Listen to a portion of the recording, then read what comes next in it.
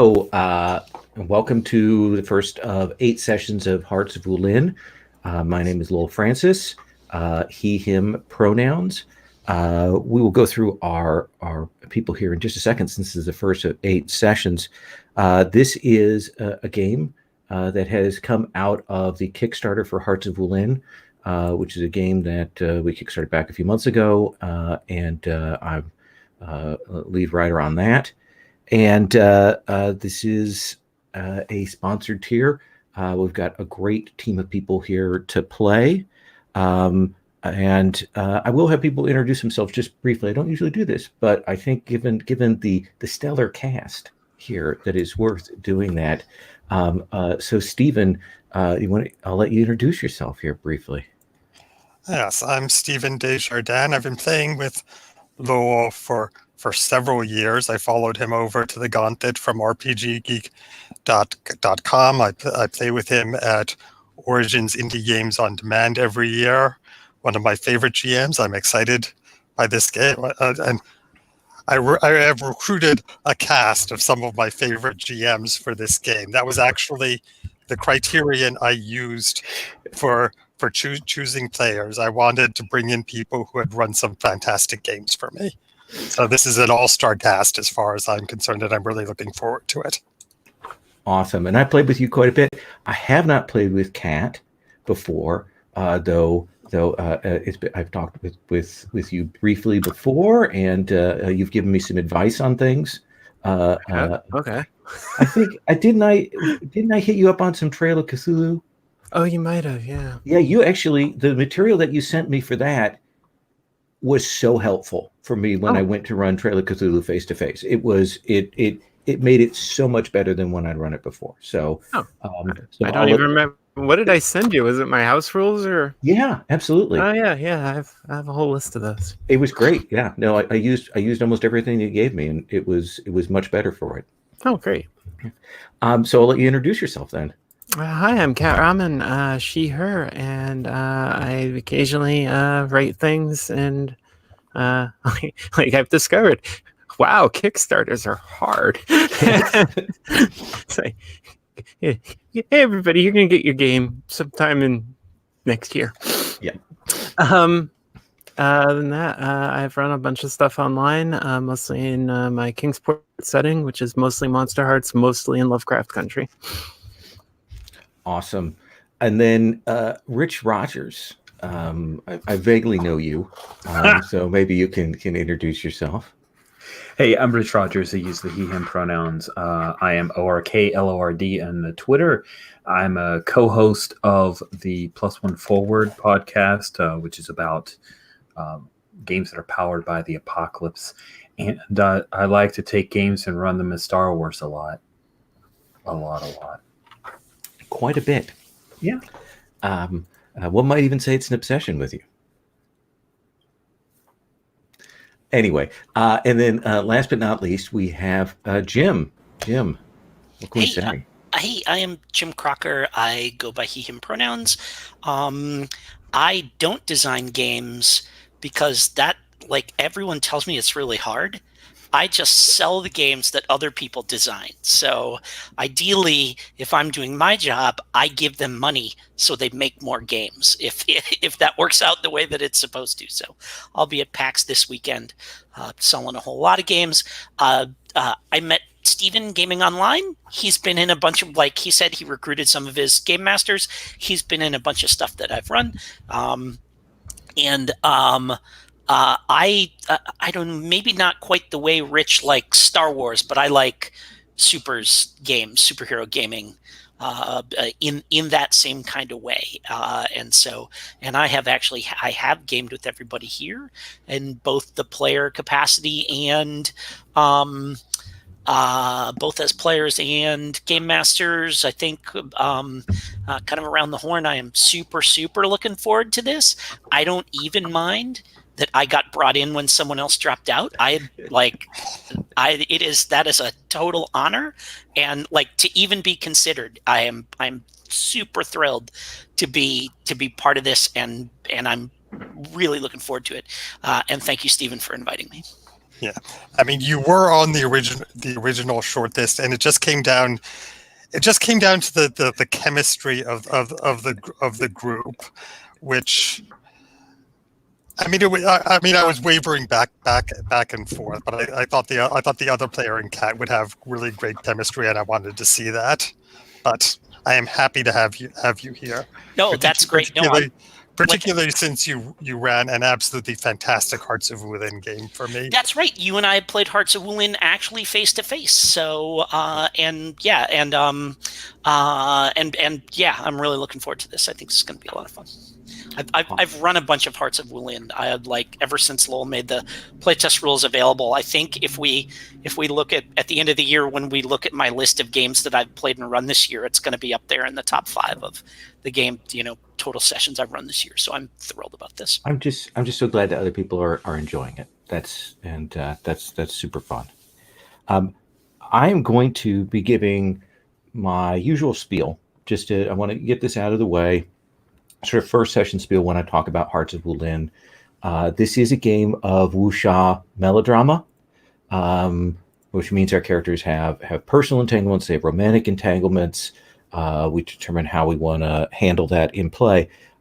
This comes out of my love for Chinese wuxia soap opera series, which there are many of that are multiple episode series. My favorite is Laughing in the Wind. I watched them because they used to be on Netflix when they had the DVDs, when that was a thing, and I found them there. And only after that did I find out that these were based on novels from Hong Kong and mainland China from the 50s and 60s.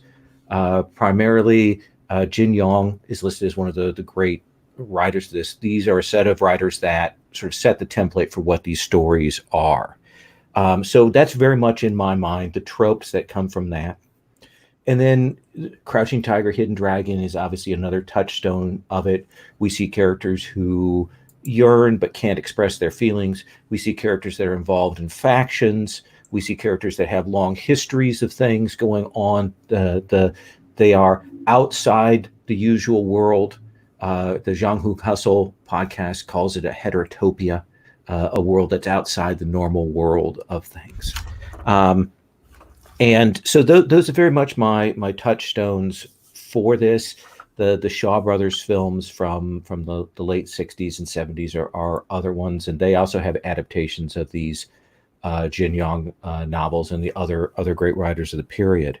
I want to stress that this is not history. We are very much drawing on fictional sources. We are playing on those kind of romance and soap operas and things like that. It also means that we have the possibility to decide how we want to handle gender relations, how we want to handle sexual identity. A lot of these materials can be problematic in their treatment of women, in their treatment of alternate lifestyles, in their treatment of people with disabilities. All those things. Those things are our world. Our universe is going to be how we define it within this fictional cultural setting here. It is a game about feelings. It's a game about factions, and I'll talk about what that means. Now, you will have noticed that I am super, super white. And I want to just be really explicit up front about that this is me doing a game that is based in another set of cultural stories that I admire, stories that I really enjoy. And so what we're trying to do is play those out in a way that is respectful to that material, that embraces the tropes, plays with them, and allows us to explore those stories through that. It means that we want to be careful about avoiding parody. We can, if we're talking about things, we can comment about the cinema of the times, maybe use some cinematic language, but we don't want to make fun of that because that was the state of the art in those places. And of course, when it came to America, it was affected in a particular way. And of course, and I don't, this goes without saying, but we're going to avoid accents. We can do voices, but we want to avoid accents throughout the play of this. So let me talk about through the CATS system what we're going to be doing today. This is our concept is we have our Zhanghu characters. The Zhanghu is the world of these people who have these amazing powers, and it's outside the normal world. The empire, the emperor there, connects with them, but this world has its own sort of rules and authorities, and it is outside of the normal world of the peasantry. It's outside the normal world of the imperial court, unless we focus in on that. The stories vary in that, but it is a world within a world. In this world, we'll be playing characters who are dealing with their entanglements, their emotional relationships that are built in triangles, connection to another PC and then an NPC, and a conflict between that and other drives, familial values, honor, a sense of self-worth, duties to teachers, and so on. All of those things are on the table here. And our aim is to play out these stories and to make our characters' lives super complicated. So that will be occurring. Our tone is serious but fun. Again, it may be a little bit over the top at times, depending on how people describe things. This is a game that gives you a lot of room to describe how you do awesome things. And that's what I want to give you a chance, when a lot of times I'm going to be handing you the reins to tell me how you've done this in the most cool way possible. It's not grimdark, but there are consequences. At the end of the last Wulin thing that I ran with my sister playing, in the very last scene, she tried to save her brother. She got injured, and then her brother threw himself in the way of the sword to save her. And of course, the last scene is with him dying in her arms as a cost for failure on a PbtA roll. And it was magnificent. So that may happen. There may be tragedy, Rich. I know you don't like tragedy all that much, but we're going to put it to you, and we're going to see what happens. Okay. Within this, we have several safety tools that we're going to be using. These aren't necessarily the best safety tools, but they're the ones that I'm most comfortable with using online because they're relatively easy to use. So we are going to be using the X card. First of all, the X card meaning, and we can say this out loud, X card, you can do it in the chat, you can do the signal. X card meaning we hit material that you're uncomfortable with. It's material that you find problematic, objectionable, or even wildly off tone. Those kinds of things. When you X card, we'll go back. I may ask a question just to see exactly how far we want to go, but otherwise, we're not asking about that. It is your right to say, this is not something I want to see. One thing that Rich taught me is that if the first couple of times something comes up, you're like, I'm okay with it. And then later on, you're like, no, now I've decided I'm not. It is absolutely legit to X card it later. It is perfectly fine, and you should never feel bad about doing that. That's the basic, most active tool that we have at the table. The other one being that this is an open table game, which means that if at any point you need to step away for whatever reason, you can do that. No questions asked. You're more than welcome to do that. And that is perfectly legit to do. Finally, the last one that we have is we do use lines and veils. Lines meaning a material that we don't want this at the table. This is not something we want to be seeing in play. For example, for me, torture is a hard line in play. It's very much heroes don't do that. We're not going to see that. It's not a thing I want to see on screen. Veils being material that we will fade to black on if we get to it. I think the description I've heard before is the Buffy thing where they go to sexual content and suddenly everything fades to black. Now, to do this and to kind of keep this relatively anonymous, I have a tab in the Character Keeper called Lines and Veils. And you will see that it has checkboxes for lines and has checkboxes for veils. It has a list of items. You're also welcome to add anything you want to that Lines and Veils list. You can do this. You can add to this at any time during character creation or anytime later on. Before we actually get to play, we'll stop and we'll look at those lines and veils and go through those. But that is out there for your choices and to put that on the table. So I want to talk a little bit about what we kind of want in terms of play today, in terms of focus. I will say one of the things that is an important element that will kind of emerge through character creation, through choices, is this idea of factions. In for example, Crouching Tiger, Hidden Dragon, Michelle Yeoh's character is from an escort bureau, a particular group, and we know that there are other factions that exist within the Wulin. The classic stories from Jin Yong have these different groups with different agendas that can be seen as good, can be seen as ambiguous, or seen as unorthodox. They may not actually be. They may not be what they appear to be. But one of the things we'll probably come to in character creation is figuring out what faction you might have come from, what clan, group, family, or learned from, or something. We'll find an association. You may not be part of them now. They may be an enemy of yours, but we'll kind of figure those out. We may have overlaps. We may have multiple people from those, but that's one of the things that we'll keep in mind during that process. One big question at the start is how much supernatural you might potentially want in a game like this.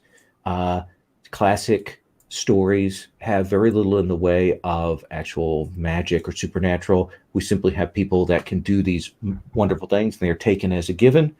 Later stories add in more fantastical elements, both supernatural creatures and Taoist sorcerers and all of those kinds of things. My tendency is to go less supernatural, where the supernatural is merely the legends and the rumors and the myths that are going on, rather than it being an active force.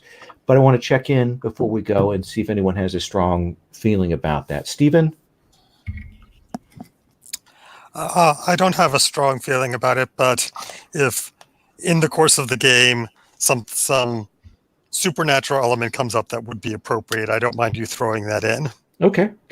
Kat, how do you feel about that? Yeah, I like the default with the caveat that, if we do occasionally run it, if we do find a ghost somewhere, that seems extremely on point. Okay. That seems perfect. Rich, you good with that? Yeah, I'm good with that. Yeah. And Jim? Yeah, as long as we can do our wire work, I'm happy. Absolutely. Let's talk a little bit about. I know people have been thinking about what they want to do in terms of their playbook and their roles, and usually things will emerge out of that. Rich, had you settled on a playbook? I was thinking about Bravo. I shut that email out, so maybe I should just look at that so I don't lie. And I see that Stephen had a bunch of really cool concepts. I think we should start with Stephen first, personally. Okay. Stephen, let's go. We'll go to the standard order here. Stephen, you had a whole bunch. I was holding it off because I know you had like a bunch of choices that were all really awesome. Right. I didn't want to tie myself into any one concept. I wanted to keep myself what other people were doing. I wasn't locked into one idea. Okay. But one of the characters I was considering was a blind monk who was actually the character I played in Jim's game. He was actually blinded in the course of that game, which was a lot of fun. Oh, that was so cool. That was awesome. Yeah. He could see for half the game, then he got blinded, and he was fighting. He was learning how to fight blind for the rest of it. It was so cool. Nice. Yeah. Second one was a character I played at DexCon called Anti-Dragon, who is a young woman who is just fascinated with paleontology. and she so far her clan leader has been indulging this. He hasn't been pressuring her to get married, but I mean, she's got family obligations that you would sort of expect to eventually get in the way. So anti-dragon or anti-dragon? Anti-dragon. Okay, got it. Yeah. Yes. Dragons don't like them. Yeah. That's what the children all call her, and it's sort of become her nickname.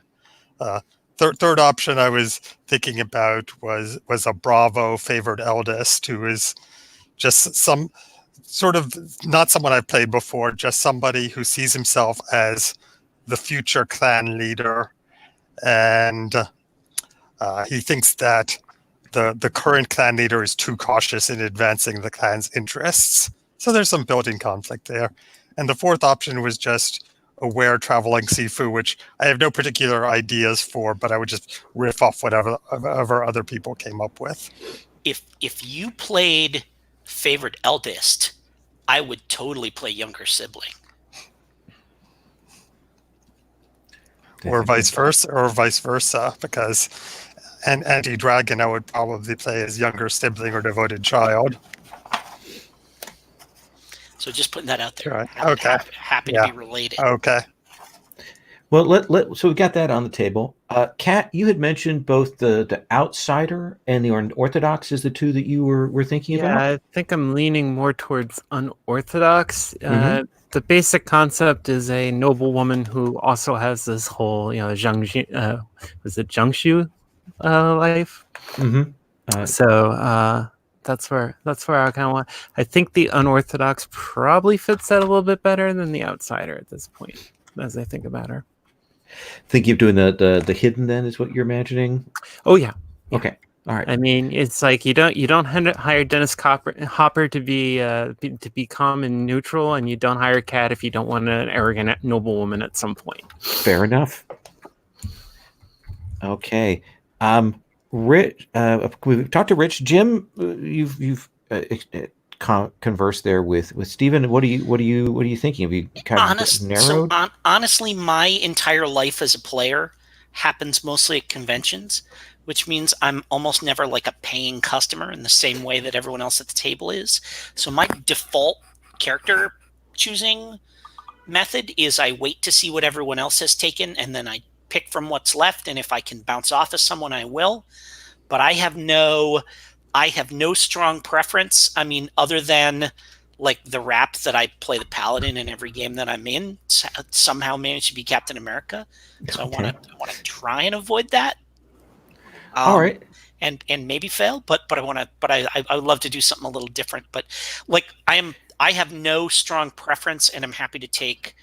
So you're not even going to go, here are the playbooks I don't want to play.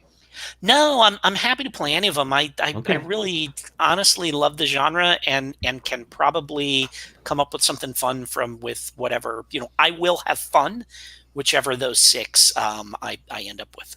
Your sensitive imaginative blade is not making this job easier for me. I'm just going to tell you that right now. Rich.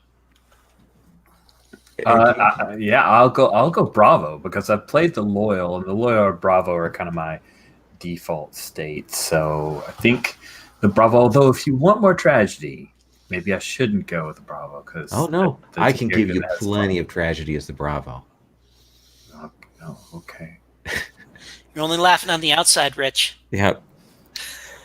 Okay. So we've got Bravo, we've got unorthodox, so we've got two of the six that are taken off the table. Stephen, with that in mind, with the conversation we've heard, do you know what you want now?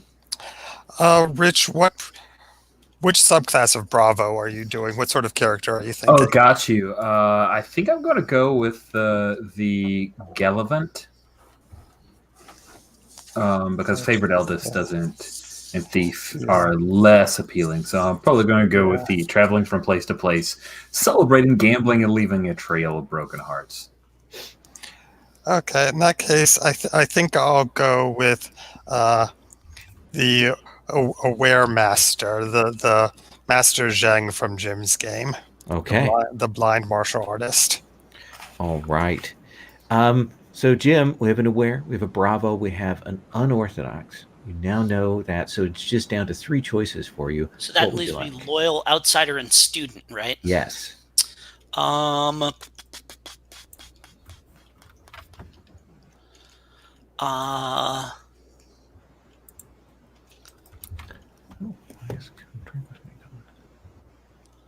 Let me. Now I'm I have a bug in my head about being a younger sibling, so I'm going to be a younger sibling. It is a great role. Yeah. So if you go to the CC1 basics, you will see I have the steps there that you need to go through. The look, naming your style, choosing what kind of weapon you might have for it, choosing the array for your elements, which are your stats. Again, the stats here function like approaches in Fate Accelerated or the emotions in the Veil. Most of the time, when you go to make a roll, you will say how you're doing it and what element fits with that. You will have a style element, and when you fight, you're always rolling with that. And for inner conflict, you're never rolling with that. So those are the only real qualifiers there. And you'll pick your playbook, which will give you a roll move and then 2 additional moves. So we can go up to step 4. We'll come to entanglements after we do introductions. So I'm going to leave you to it, and I'm going to find the text for "Come Drink with Me," which seemed to have been eliminated out of the sheet there for some reason. But I will go and get that. So everybody can go ahead, and I will check in with you and sit here awkwardly for a little bit.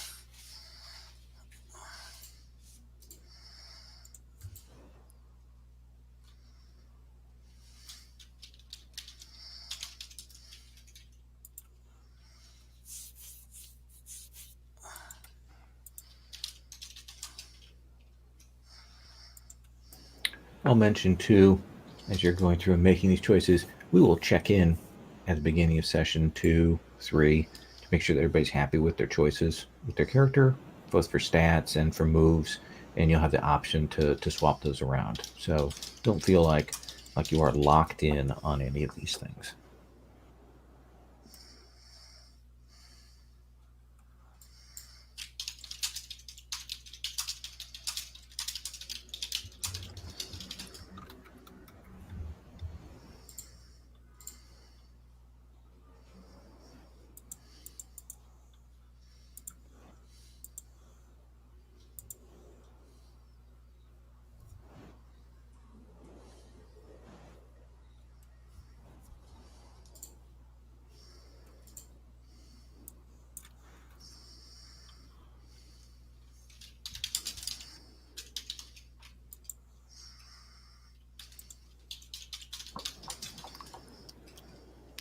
Rich, you say your character, you don't necessarily want to lean to the tragic, and then I look at your picture.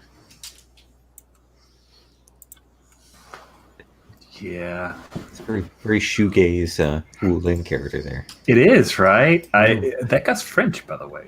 Oh, really? He's not even Chinese. Yeah, I found him from your Pinterest board. He was so alluring and interesting. I like I don't know if those are tattoos or rings he has on. Pretty sure they're rings or like ink marking, because I've seen other pictures where he does not appear to have anything on his fingers. Okay.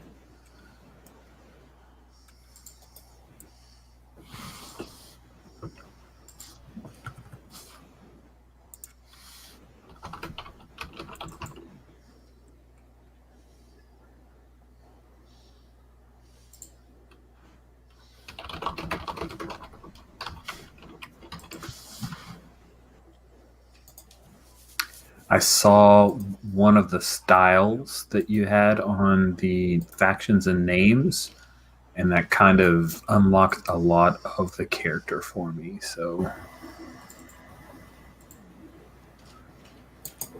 it's also borrowing from a set of fantasy novels, but a little bit.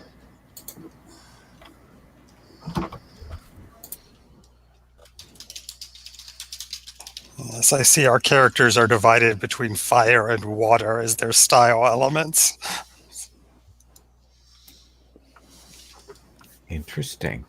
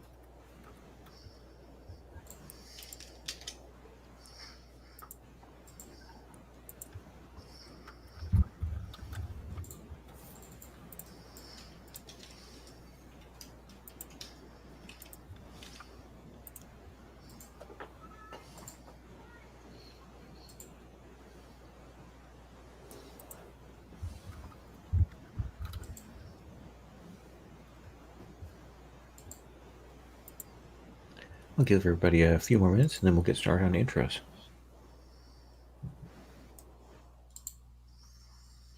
Right, I forgot I had to name my faction. I thought that was a group building thing. You don't have to name it now. You can name it as you go through. We'll kind of figure that out. So it's just up there for when you do. Some people are choosing, but it's okay. Whoever you want to do it.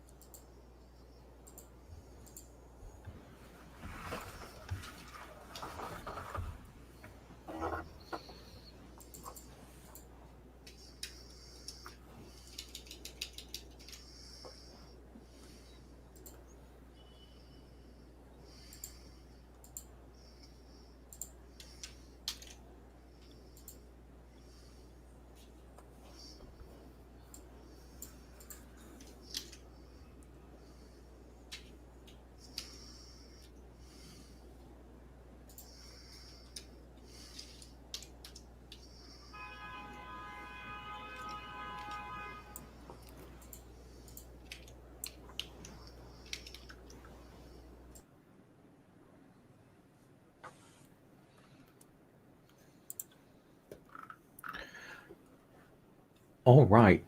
Stephen, I'm going to start with you and have you tell us about your character. And I'll ask a few questions while everybody else is getting finished up, and we'll kind of work our way around the character spreadsheet, going right to left. Starting with you. All right, I'm playing Master Zhang, who is actually from a game Jim ran at Dreamation earlier this year. So some of the events that happened in his past. While he was on a quest to find the bandit chief who had years earlier killed his wife and infant son, he fought a duel with the head of the hissing cobra assassins, who won by spitting poison in his eyes, blinding him. He later had a quarrel with his religious superior, who was very contemptuous of the peasantry, and Master Zhang stood up for the peasants. He discovered that his son Pei was alive and was a member of the bandit clan, but that the bandit chief wanted him killed because he was so virtuous that some of the other bandits wanted to stop being bandits. He was a bad influence, or a good influence, depending on your point of view. So he ended up rescuing his son from the bandits chief's effort to kill him. He discovered that his wife was also alive and had become an evil nun, and he killed her in a duel. And he founded the Diligent Bee Shrine. So founded a little community up in the mountains where, I mean, they farm and do crafts and sort of honor the peasantry. And all of this happened in just the second session of Jim's game.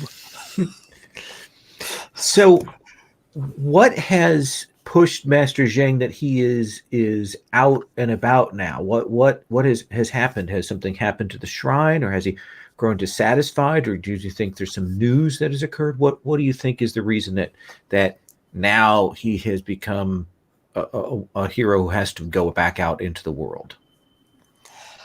I think he has somewhat reluctantly become a champion of the peasants and of the bandits, even though he doesn't approve of banditry. All of the bandits in the area, they know his son, they love his son, who is now a wandering merchant, and like, if they need medical attention, they'll come to the shrine, and he'll patch them up and so forth. So probably at some point he heard about some injustices involving powerful interests acting against the poor, and he went out to take care of it. And are these bandits, or are these anti-government rebels, or what are we talking here?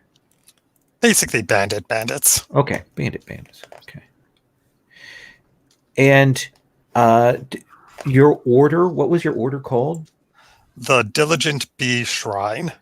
And I mean the order that you came from. You mentioned having turned on your old master.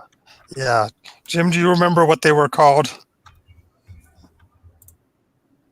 You're muted. Wow. Not off the top of my head, no. Yeah, we'll need to come up with a name. We'll come up with a name for that. Tell me about this style that you fight with, and the weapon, and then how does that work with your current eyesight? Right. Well, this is basically a Zatoichi sort of thing. Okay. That he is blind. It clearly affects him in his daily life, but he sort of has enough perception through some unspecified means that it doesn't seem to handicap him much. And he's aware of where people are relative to him, and it's one of those suspension of disbelief things. And his style, he's got a walking staff, and he will fight with that, and he's got the surging wave style. So basically when he's fighting mooks, he'll do this sweeping move, which will just send half a dozen of them flying. Okay. So very flowing, moving that around, creating these waves and parting the waves with the staff there. Okay. Yeah. Okay. And what did you take for your moves? I took, well, there's the master move. You're a paragon of calm and thoughtfulness when you attempt to stop a conflict with an NPC roll. I also took Ashes of Time. When you mark an element as a result of inner conflict, you may immediately take a bond with someone as you reflect on a lesson they deliberately or inadvertently provided you with. And a Touch of Zen. While you have your style element marked, you may use another element for martial actions. And I sort of picked those moves because I've played aware characters before, and I was trying to avoid moves that I've used before. Okay. Okay. And what do you look like? Like, what do people see what's their first impression of you? Well, I'm dressed as a monk in rather plain robes. There's a B inconspicuously embroidered on them, so if someone's looking closely, they can immediately identify my faction. And I've got a clean white rag wrapped around my eyes, plain sandals, close cropped hair. I mean, not bald, but close. Mm-hmm. And okay. All right. That gives me a good sense of who you are. We're going to do the other introductions, and we're going to come back around and, of course, look at those entanglements. Again, the entanglements are on there's a tab for that. I've got some curated for the different playbooks, but then there's also a broader list off to the side. Entanglements are a relationship you have with one person that is complicated by your relationship to a third person. And we're going to have PCs in each of those entanglements, but usually an NPC embroiled with that. But we'll come back to that. Let's come along, and I am very excited to hear about Lady Twilight Autumn. Kat, please tell us. Sure. Lady Twilight Autumn is a noblewoman, but also, a bandit and all the stuff we do. Her name. Please let me get this right because I'm not great with tones, but it's Shunxia, and that I used the last name first format there. So her last name is Twilight. Her first name is Autumn. She is beautiful, but she has cunning eyes, luxurious hair, and lustrous hair, and luxurious robes and gowns. When she's a fighter, she goes stealthy with a long single braid, and her eyes are fierce. Let's see. She is the unorthodox and the hidden. By day, she is a member of the local nobility. Maybe not a very important one. She may be married. I don't know. We'll find that out maybe when we get to entanglements. But when she needs to be, she picks up her sword, the Red Cloud Sword, and heads on out. That is also her Wulin name is Red Cloud Sword. But let's see. Her style is called the Ardent Blows of the Dragon. It is very much about speed, power, and swift and dodging trouble. The strike when you're not seen, but strike hard and true. Probably doing the whole thing I used to hear my Aikido teacher say: tear skin to cut flesh, tear flesh to cut bone. And her moves are fearless fighters. If she has her style element marked, she can roll with the total number of elements she currently has marked, because I like the idea that she is just tough as all hell. And I'm going to go with this and see if I like it. But Monkey Fist Floating Snake, which allows me to mock a named opponent and give them mercy instead of finishing them or capturing them. So I don't get the XP, but I get a bond, and I'm getting that's her vibe, Take that, patriarchy. So what is when she is this Red Cloud Sword? What is she doing? what is she heading out at night to do? Her faction is called the Serene Mother Midnight. They are female assassins, thieves, ne'er-do-wells. So she goes on missions. She occasionally steals stuff if she likes it a lot. How did she get roped into something like that? That is a really good question. I'm not sure yet. Okay, sure, absolutely. I'm pretty sure she's always been someone who's studied fighting all her life, but she doesn't tend to show it, given that I took the hidden. So you come over and she'll have tea with you and write you beautiful calligraphy, and you'll never know that in her closet is the fabled red cloud sword, and at night she roams the streets looking for trouble. And I see you've chosen a picture where the woman has a beautiful red gown. What is the outfit of Red Cloud Sword when she's out? How is she dressed in that garb? I think she still likes red, though it's not always practical. So a lot of times, if she's going very stealthy, she'll wear like everything is black, like black tight trousers with the leg wraps and a black face mask, but maybe with a flash of red here and there. If she's less worried about going stealthy, then she wears something similar to that, or like a monk's robe, like something styled against a monk's robes, but that can be red and gold and flashing. Are you imagining that in the household that she's in? Is this your parents' household, do you think? Or is it like a clan gathering? How do you imagine that? I think it's probably my aunt and uncle. And Okay. maybe my uncle is a somewhat important, but not particularly important magistrate. Middling rank. He's above middle manager, but way below corner office. Okay. Are your parents somewhere else? Are they deceased? I'm gonna go with presumed dead. Presumed. That's always a dead. good one. We'll figure out why. Siblings? Ooh, yeah. Yes, a brother. He's a student. Okay. He's been a student for quite some time. Confucianism sure has a lot of stuff in it. Studying for the exams every year, going through that. Oh, yeah. Older, younger? I think he'd probably have to be younger if he's still a student. All right. Maybe not significantly. I don't think she's particularly old, but... All right. That gives me some ideas. Let me ask you this. What does the Red Cloud Sword actually look like? Oh, I'm picturing it as the kind of straight Chinese blade with the little, the smaller guard.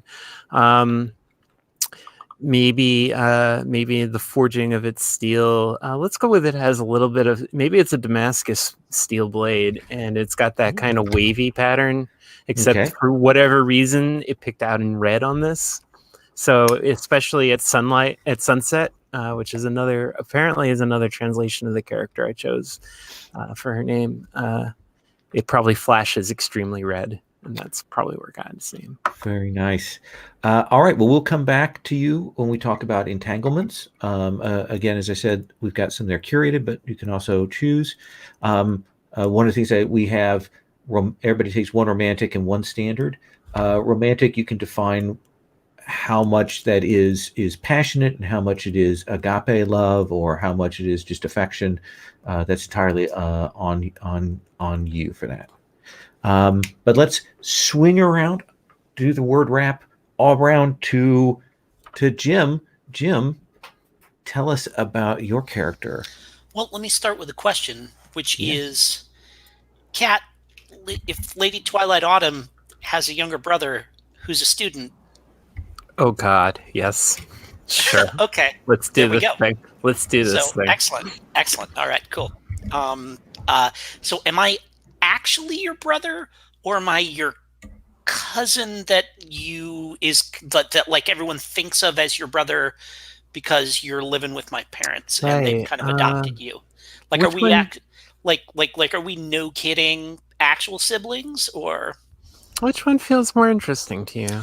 It feels more interesting to me if I think of you as my sister, even though really technically you're not. Yeah, I think that's the way to go then. So you are the child of my foster parents, So yeah, so we're cousins, I guess would be right because technically. But you're yeah, okay, cool. I was raised in this household from, Yes, like the age of 10 or something, so Yeah. you're practically my brother. Yeah, so as far as I'm concerned, you are the only sister I've ever known. So that's I think that's fantastic. So there's my backstory. I was raised in this household, looking up to my sister, and she is so diligent and so scholarly, and she retires to her chambers early every night to make sure that she has sufficient, that she's well rested for the next day and all that kind of stuff. And I'm supposed to become a magistrate like my father, and I try to study, but I have been I have been practicing with the bow, and I tend to kind of like I spend so much time in archery practice that I neglect my studies. And really, really, what I would, like doing archery is what I really like. I can't keep, like I have trouble keeping all the various Confucian tenets, straight with each other, and I mix up the, parables and all of this kind of stuff, and I'm not a good student, and I think it disappoints my father and probably is clearly breaking my mother's heart, but Absolutely. You're killing them slowly. but I want to do better. It's just not it's just not working for me. It's just not clicking. So, this archery practice and so on, is it something that your parents know about? Do you have a master that teaches you? Do you go to a school that you teach? How is that come about that you've picked up this archery style? It's not just something you learn on your own. Yeah, no, like I think it might be a thing where like as part of school, like they taught us the basics of it, right? Like along with calligraphy and other things and stuff like that, and it's a thing that like we did to learn how it works and Right. stuff like this. But I was so fascinated with my little taste of it that I have I think there is probably I don't know that I don't think it's sneaking out really, like it's not like I slip out the window in the middle of the night, but if I have an errand across town, I can stop in and visit. I think there's a like a bowyer and a Fletcher who has a shop, and he's got a little range in the back. He's weirdly skilled. No, there's nothing weird about it. I mean, he makes bows and arrows. Of course, he's extremely skilled. Okay. I have not yet been able to do the thing where he can shoot 3 arrows in the bullseye and split the second one, split the first one with the second one, and then split the second one with the third one. I'm working on that, but that seems entirely reasonable that somebody who has spent their life around bows would be that skilled with it.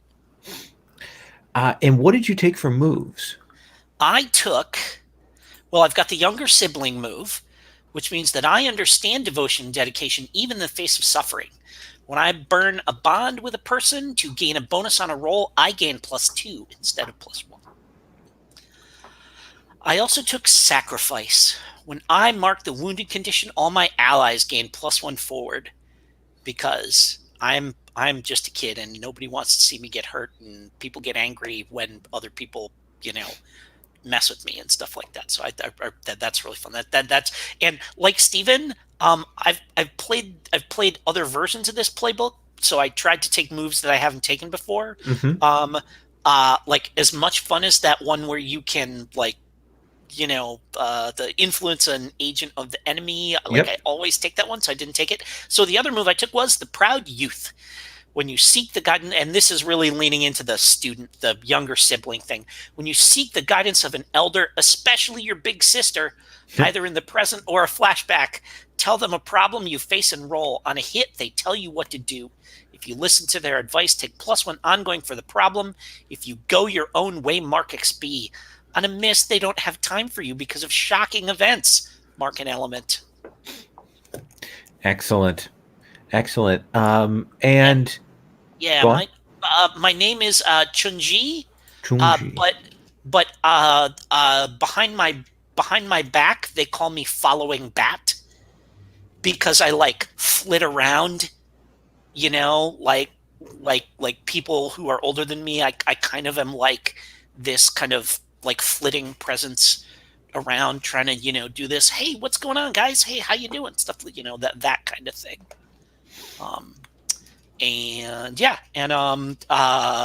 Diving Vulture Swarm is the name of my style, and I have a relatively simple bow, but with finely made Manchu arrows. Excellent. I like it. And do you want to, for everyone at home, what is a Manchu arrow? A Manchu arrow is a long arrow that is fletched with vulture feathers. Like you see in like a Chinese like a wuxia movie. It's like a big long it's like a big long arrow that you shoot out of like a fairly long bow. Okay. And actually, let me see here if I've got this. So archery, horsemanship, those are our classic studies for the nobles.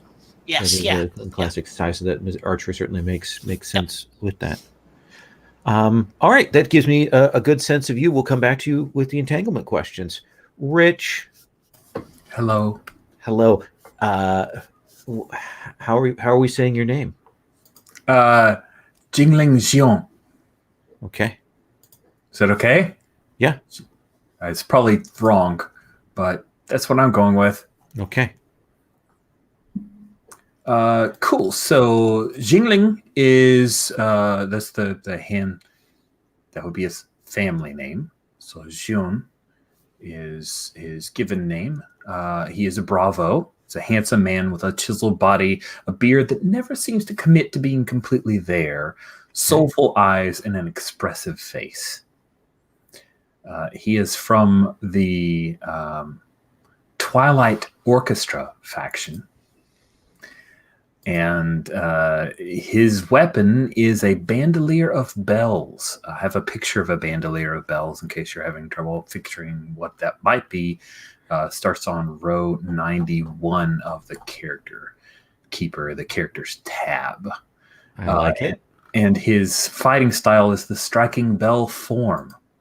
So really, this is your fault, Lowell. You put that in there, and right. I couldn't resist it. He's a bravo who has the move of gallivant. He travels from place to place, celebrating gambling and leaving a trail of broken hearts. He actually, the faction, the Twilight Orchestra, all of the members of the Twilight Orchestra have an instrument, and they most often can either sing or dance. Jingling can sing, and that is a move that I chose, the Laughing in the Wind move. So I think his chosen art is more song than bell, but the bells are definitely an accompaniment to his songs that he uses to express himself and to make money, because the official word on the Twilight Orchestra is they are entertainers. They are part of the Zhanghu who make money by entertaining. Everyone wants to be entertained. So why not just give some money to the Twilight Orchestra? And yes? Yeah, no, I like it. The last move, really, I didn't plan on this in the character, but once I saw the move, I realized I had to have it, so it altered my character. I took Golden Knight. He has a lavish wardrobe. Whenever he would look bedraggled or dirty, he's clean and spotless in the next shot, the same outfit or a new one. And he gains an NPC as a retainer. I have named her Miss Feng, and he calls her his assistant, but she's technically a butler. So if you've ever seen Morris Day in the Time, do you remember the guy who got come up to Morris Day and and have the mirror? Miss Fang does that for me. And occasionally, if Jingling is tired during a performance, he may start to leave. Miss Fang will come up with a cloak and place it over him because he's very tired and bedraggled. But he will insist on one more song. Throw the cloak out to the... He has a bunch of cloaks. Like he has an entire wagon full of cloaks. So he'd throw the cloak out to the crowd and then do one encore because people would be asking for it. Okay, that's great. And Mrs. Fang's attitude is it that kind of silent? I'm standing back. I'm here at the side of Jun. I come up when it's needed. That kind of thing. Mm-hmm. She's like his girl Friday. Just always there to assist. And he kind of takes her for granted. Okay. And how is it that you fight with these bells? That I'm still kind of imagining in my head, but I'm thinking that occasionally he strikes with the bells. Then of course there'll be some like sonic attacks. You might use that to ring the biggest one of them all. Then that would knock arrows out of the air. You would block with the bells, and I don't know. I'm just thinking I'll figure it out as we go. I would recommend the Shaw Brothers film Bells of Death, by the way. Really? Okay. Writing that down. It is available on Amazon Prime. That is going into my watch list. It is a classic. It has some horrible stuff at the beginning, but the bell stuff comes later, and it's very cool. All right. And we've got that beautiful picture of your beautiful character, who is beautiful. Isn't he beautiful? He's just so beautiful. Yeah. All right. Well, we will come back to you when we talk about entanglements then. I think. Let me ask you this, the one last question. Did you learn your style from the Twilight Orchestra? Is that how you picked that up? I mean, do they teach? Mm-hmm. Okay. Yes. All right. Okay. So let's come back to Master Zhang, and we're going to talk about entanglements. And again, we'll do both of these. Or actually, we'll do one of these from you, and we'll go around, and then we'll do the other one. You can choose whether you want to do romantic or general first. And this is, again, one of those situations we want to have a PC in each of these entanglements, and then we'll come up with NPCs for the other fills. And you can say, oh, I think this might be this, and of course we get consent and confirmation from the other player on those. Stephen, which would you like to start with, your romantic or your general? Yeah, I mean, at the moment, I don't have any strong ideas for either of them. Let's see.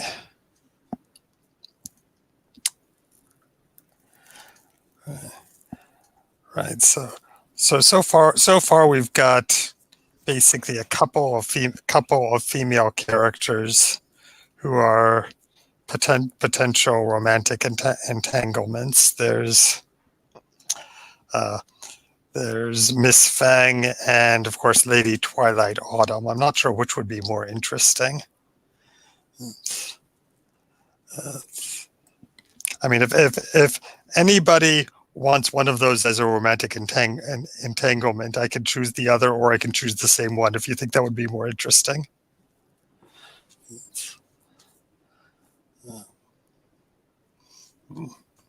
I mean, talk to me. Right. What were you thinking? What were you thinking of is for romantic? Yeah, and maybe it's possible that he's impressed by Lady Shunxia. It's not known that she's the same as Lady Twilight Autumn. Is that right? No, that's her actual name. That's she has a noble title. Oh, okay. Her Wulin name is Red Cloud Sword, which is the same as her sword. So that's why people call her that. Okay. I was thinking that it was a hidden identity, but it's not. Okay. Yeah, I mean, I think maybe he's somewhat enamored of her. he's encountered her a few times before, but let's say suspects that her sibling may look down on me. I think that's one of the entanglements. So you want to do a double PC one on that one? Sure. Okay. That's Jim, are you good with that?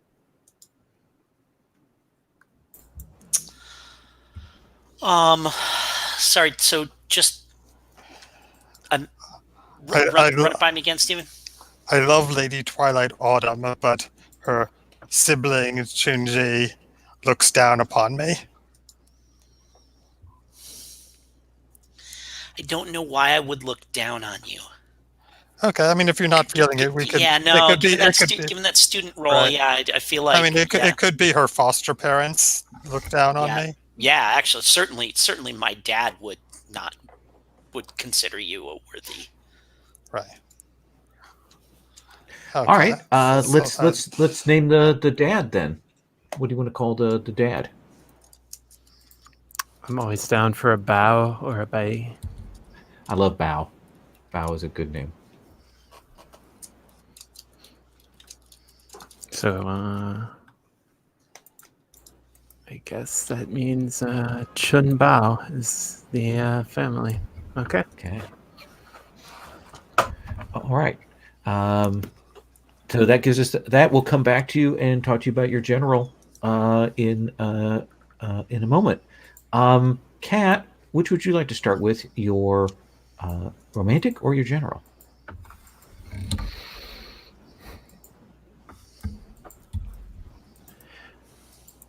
I'm just thinking Jingling is in town. He's hot as fuck.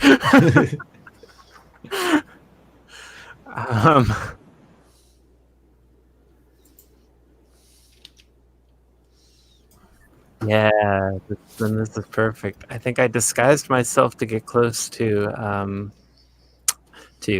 Shun, but we need a lover who suspects and hates me. You don't even necessarily need to do the lover. You could have it be Miss Fang, his assistant. I was going to totally suggest that. Yeah, I think that's perfect. Yeah, it's professional cock blocker. Although it's not a cock, but yeah, you know what I'm saying. Blocker, like there's a blocker. There's blockage. I don't know. Does that work for you, Kat? Yep. So okay, we're just gonna put down Xian is hot AF, and He is. And Miss Fang gets in the way. That's great.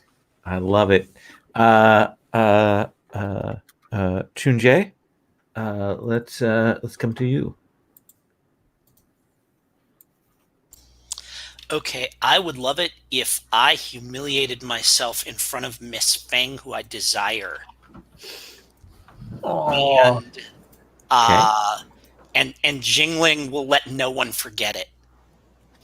That sounds appropriate. Because he could spin whole stories about it and write songs about it and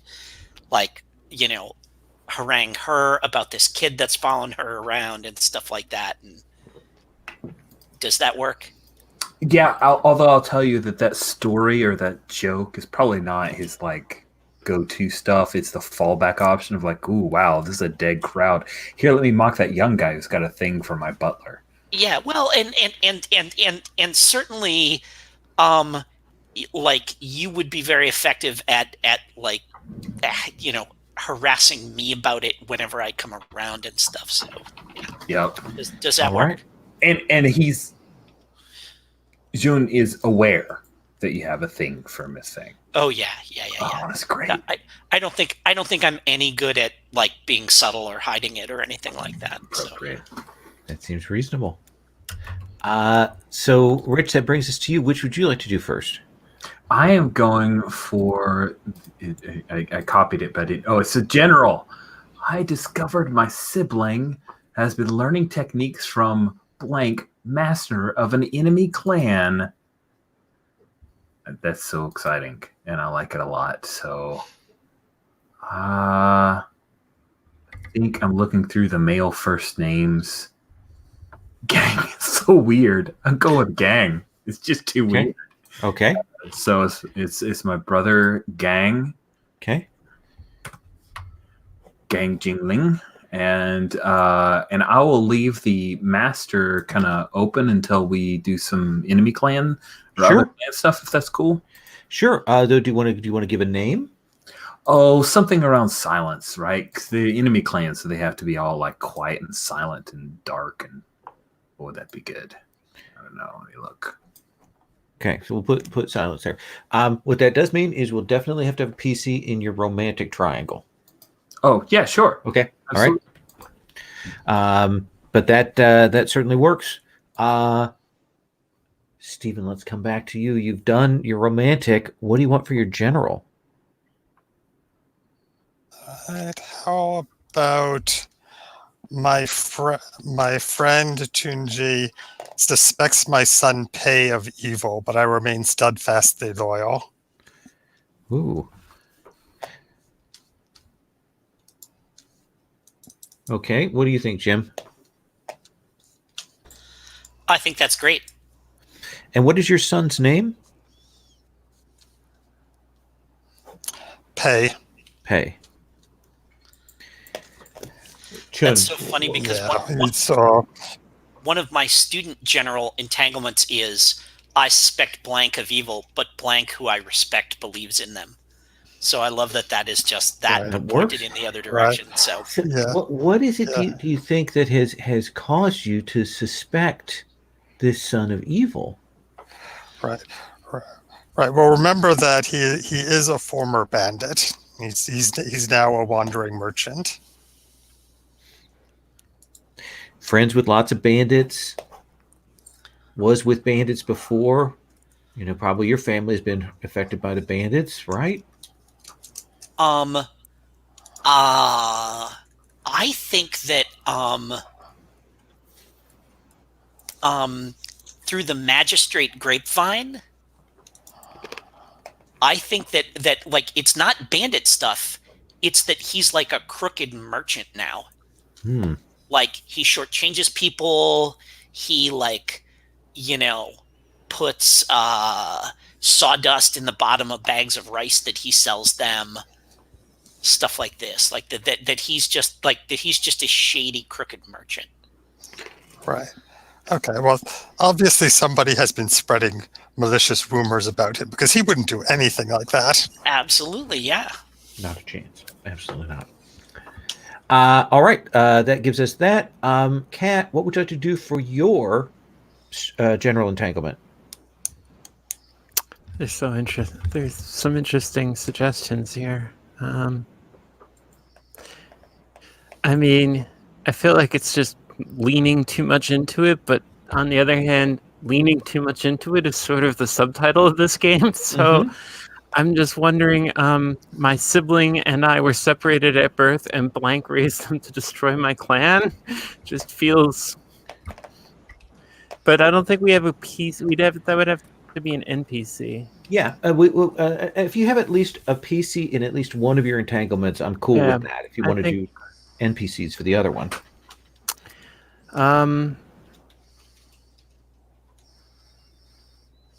Yeah, so what I'm thinking is a brother who is a minor, who is like a police magistrate. I know that there was something similar to that at different periods in Imperial China. Basically he's like a police inspector. And yep, but who raised him? I almost feel like I want to make it Master Zhang, but I don't know if that works, though. It could be two NPCs there. I don't think it would work for Master Zhang to have raised them unless we seriously retcon. Yeah. Yeah.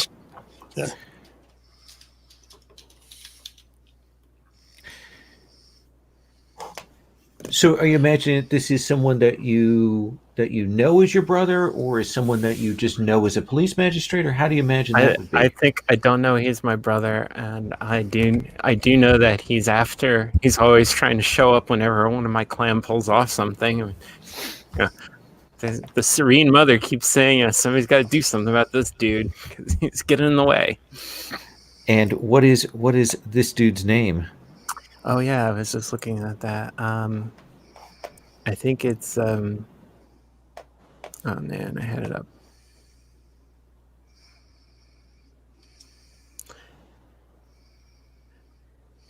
She's something. Wait. Shijia. Shijia. That's it. Shijia. She is the last name. Okay. And the person who trained them? Yeah, that's got to be an old knight, doesn't it? Have to be, right? Mm-hmm. So let's just call him Master Yang. Yang. Okay. We'll find out about his motivations later on. That brings us back to you following that. Are you just going to do the inversion of Steven's thing, or do you want to do something else? Oh, I'd like to do something else. I don't Sure. want to. I don't want to. I want to make this as. I'm going to make your relationship map as complicated as possible. Absolutely. So,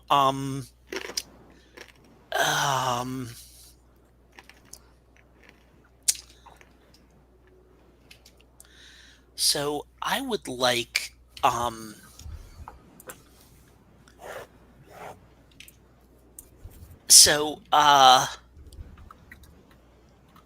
how about let's see. So, Lady Twilight Autumn and I are related, but we don't have an actual entanglement. So, this is not technically out of the student book, but I really like. I have discovered my sibling has been in contact with someone from an enemy clan. Ooh. Let's check, because that's definitely one of the things that impinges on the hidden playbook element. Kat, would you be good with that, or do you want to maybe modify that, or just say no? So what was the full entanglement? I have discovered that my sibling blank has been in contact with blank from an enemy clan, and I don't know if that means I just saw you having tea together one time, or walking in the park under the cherry blossoms, or buying something from them or something. I don't know. How deep are you into this world? Sorry, I'm. What do you mean? How deep am I into this world? How deep are you into the Wulin world? Are you still learning it? Are you still kind of on the fringes, working your way in? Yeah, I'm on the fringes and just learning it. Yeah. I think what happened is you saw me talking with him and probably wondered, gee, I wonder why Sha's wearing her hair in a single braid and not wearing her nice dress. I guess she just didn't feel safe in this part of town. So I don't think you maybe necessarily put together that that lady, that your beloved sister is actually also a menacing bandit of. Oh no! Absolutely not. The way. So here's to step out and meta for a second. Sure. I want this to be I get it into my head that you're getting harassed, and I'm gonna I have to. At some point, I'm going to have to find this person and intervene and tell him to stay away from my sister. Yep. Okay. I'm there for it. Whatever, badass assassin this is. That is. So I am fantastic. so there for it. Excellent. Cool. So, cool. So I'm going to take that. And a name? What's the name of this strange person that your sister was interacting with? I'm going to assume, given the Serene Mother thing, that it's probably a woman. Not necessarily. The Serene Mother works with all sorts of people. Okay. Has been in contact with the wuxia name generator from another clan. Hang on just a second here. Let me get something cool.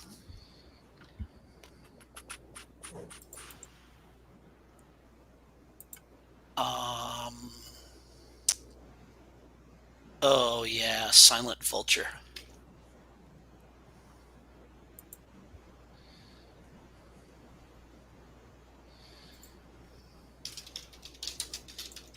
Is that the name of the clan or a person? Nope, that's that person's name. Oh, okay. Because I was going with like a silence-related thing with the clan. That's why I asked. Do you want me to pick a different name so that there's no confusion? No problem. I'll just click. I Yeah. feel lucky here. Okay, thanks. Come man. come with something. Come up with something else. That's fine. Let me see.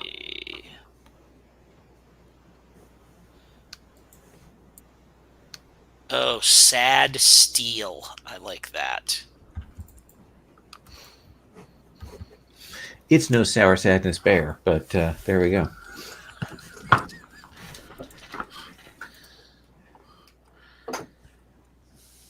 I like it. Rich, you have the last entanglement. So, based off of all the stuff that had developed, the Bravo Romantics. And you don't have to pick from those. Yeah, You can go from right. that big list. That's what I was going to say. Oh, there's a big list. I just picked from Outsider Romantic. There's a big list. If you scroll over to your far. Holy cats! Look at that. It's like a bevy of stuff that I never knew. Just amazing. Well, here, let me throw this out and see if it works with Cat first. And if it doesn't, then I'll look in the other stuff. So Blank and I love one another. Lady Twilight, Autumn, and I love one another. But that will change if they learn of my history with Blank. So, like, Miss Fang is in the way, but Jingling Jun is okay with Miss Fang being in the way because of his worries about a current or previous a history with someone else. Do you like that? There for it. Okay. And I think who is this? it may be more. It sounds like it's more like you're definitely in love, and I'm like, boy, that guy's hot. If only his stupid maid would just leave me alone. Nice. And what kind of history are we talking here? I think he had a previously romantic his entanglement with someone Lady Twilight Autumn is sworn against or hates. How does that sound, Kat? Do you have anybody in mind there, or? I mean, there must be a lot of them. I think. I think so too. There's got to be a lot of people you hate. I mean, it's just Like a rival from this dark faction? Is it from the underground, or is it from the noble society? Because either one of those could be interesting. You know, I'm sure I've got my own. I'm sure I've got tons of rivalries with those people too. I think a noble, because I think we've got a lot of. We don't have much noble stuff going on that I have heard, so that would be fun. and I gave the magistrate faction that I'm a member of the name Diligent as Your Bureaucracy. Oh, that's so good. Oh, wow. Good stuff. That's a thing. Wow.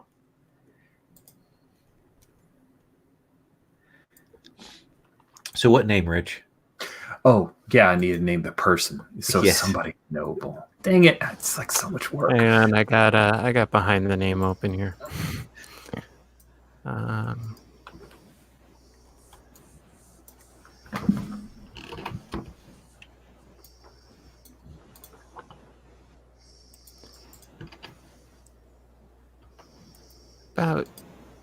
about a Lee? We haven't had a Lee. Okay. So Lee.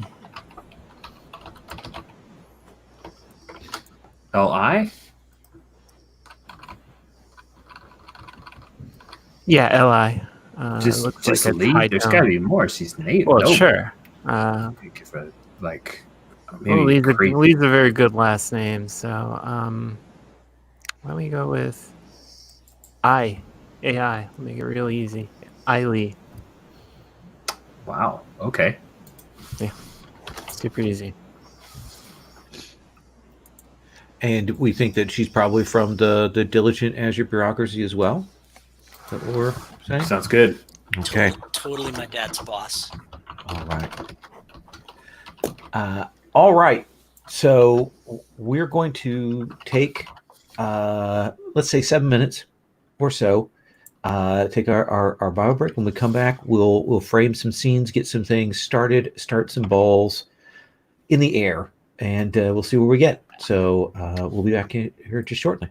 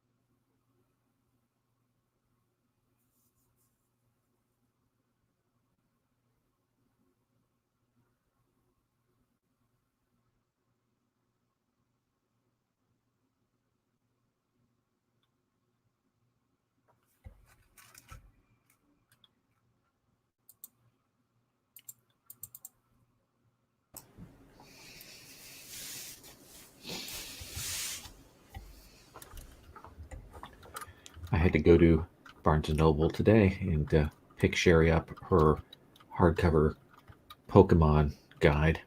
So she's at that stage where she has to have that now so that she can check everything and cross-reference it. Yeah, I remember playing in that Pokemon game with her back in April or so. That was a fun game. Yeah, she literally till this time she really had no encounter with Pokemon, and she is down for it. Yeah, right. Well, in that game, I don't know Pokemon either, so I just looked at the pictures of Pokemon and I picked one. All right. So,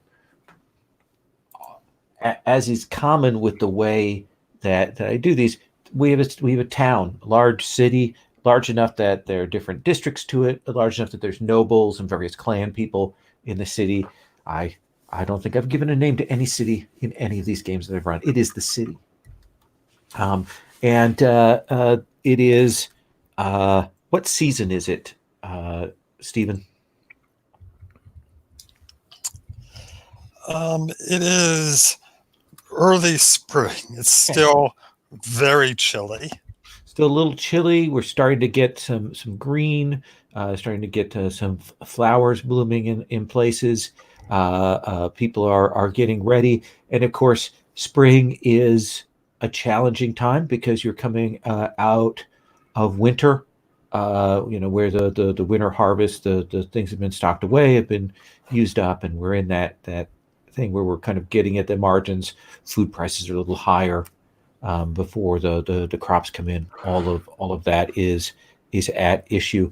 Tell me, Rich, do you want me to call you Jingling? Do you want me to call you Jun? How should I address you? Well, let's make sure that all the names are distinct. So, Master Zheng and Jun might have a little bit of overlap, but and then we've got Zhongxia, which is Lady Twilight Autumn. So we've got a lot of similar sounds. I'm just going to say Jingling then. Okay, cool. I like that. That's fairly distinct. What is the situation when the camera comes to you and we see a situation where your bill has come due? Is it a place you've been staying at? Is it a bar? Is it something else? What is it that has caught up to you here? I want to borrow the kind of hexagonal bar from Crouching Tiger, the 2-level hexagonal drinking house, tea house kind of thing. With the easy to look down, the different absolutely levels. I loved that like whole look.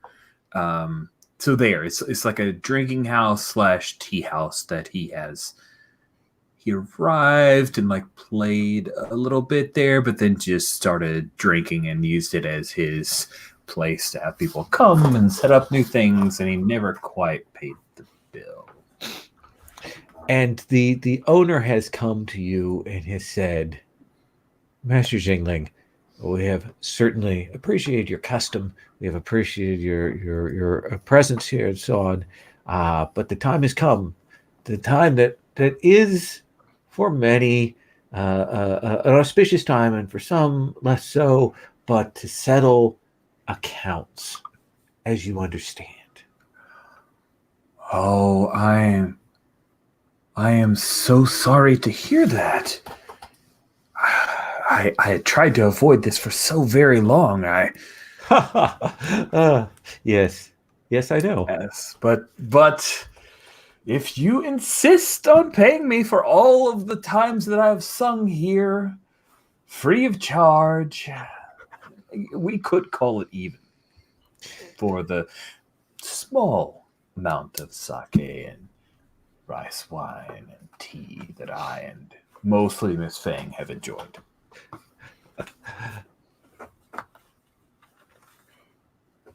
The silence falls on him as he awaits. Perhaps we've misunderstood each other. Are you saying that I owe you money? That is the way of the world, and it is, in fact, as you will see from this ledger, the situation that we now stand in these days. Miss Fang, please read this. Where are the flaws in this ledger that has been kept, Miss Fang? She will come forward and look, and you see her look up at you with that. You better figure something out. Look on her face.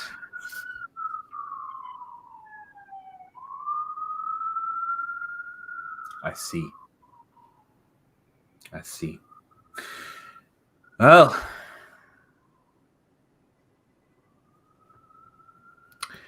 I need to use the restroom. Now you have a move to lay the weight of this on someone else. That is your gallivant move. Perhaps I should look around and see if there's someone You feel else. free to establish an NPC that will come back and haunt you. Oh, okay, good. Yes, we should definitely do that. I'm looking among Harmonious Ivory Servant is nearby. Okay. And I say,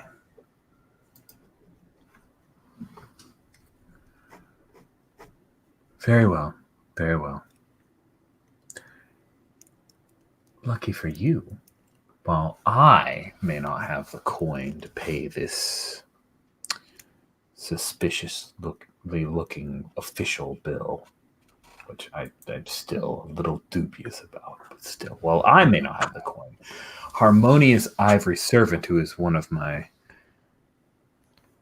favorite patrons, has agreed to settle all of my debts. And so if you will take it up with him, then we are settled, correct? Please, Rich, tell me what you would like to roll this with. You may roll with anything. I know. I think I am going to roll with calculations. I will roll with metal. Okay, let's see how that goes with the roll with your party. That goes not terribly well, because that is a total of a 6. That is a 6. So, I'm going to tell you now. You can, under your bonds, you see you've got some blank bonds there, right? You're going to start with 2 bonds. Mm-hmm. And you will put, for each of those, someone from one of your entanglements. And you'll rate the bond at 1. I see. You can draw on the strength of that connection. That it doesn't burn it out, but you use the force of that connection to push you up. You can use it to give yourself a bonus on the roll afterwards. I'll burn my bond with Gang. Okay. My brother. And what is it? Is it that Gang taught you how to do this? Yeah, I mean, this was the that person over there is my patron. They'll take care of it while I duck and run maneuver. Absolutely. So we get a flashback. He calls it the floating quail. The floating quail. So we get that flashback to you having done that, having spoken to your brother. We see you do that, and we see you start to back out. We see the innkeep go over to Harmonious Ivory Servant and begin speaking, and we can see him looking around, and as you're going out the door, Harmonious sees you, catches your eye, and has that look of, and we will see you ducking out and making your way through the streets. Tell me, Master Zheng, what has brought you specifically to the city? I think I need to buy some food for the shrine. It's like I've brought a few jars of honey that it's the last of our stores. So not anything to do with the reason that you're out traveling in the world as a hero. No, not at the moment. This is okay. Related to my duties with the shrine. All right. And how far away is the shrine from the city? It's up in the mountains, so it's like 2 or 3 hours walk. Okay, so it is not that far away. So you are reasonably well known here, Yeah. and you will run into merchants and so on that and you will see in one of the squares there as you're traveling. You see Chun Bao, the father of Lady Autumn Twilight and following that. And he seems to be involved in some sort of argument with a group of people that has become somewhat heated. He has a bodyguard with him, but the discussion seems to be growing more hot. What do you want to do?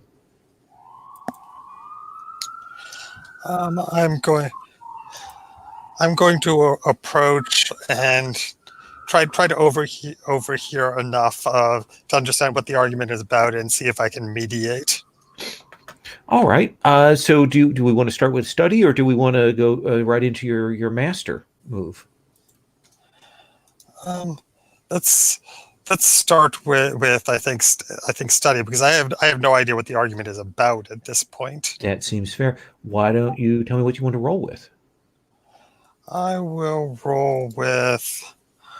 Let's go with metal. Okay. So let's have you roll with that then. That's an 8. That is an 8. So you get one hold to ask a question about a person, ask a question about a situation, or make a declaration. You can say what the argument is about.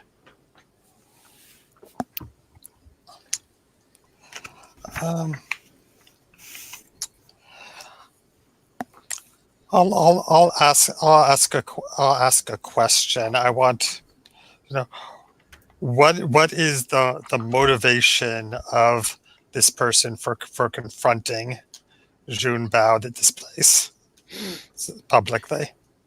It seems to you like this person is trying to get something, like maybe some information from Chun Bao. They're speaking around it, like neither of them wants to particularly speak it out loud, but there does seem to be heat to that whoever this person is, they desire some knowledge that Chun Bao refuses to turn over.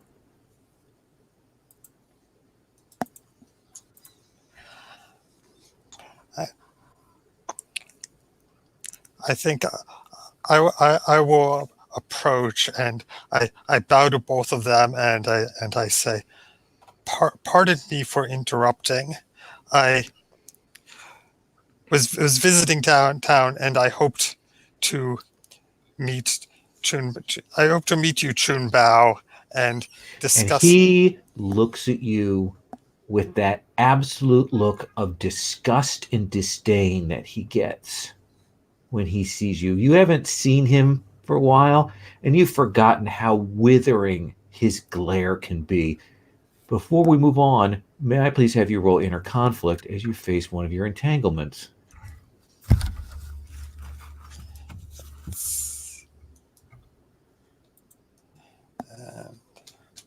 What do you want to roll with?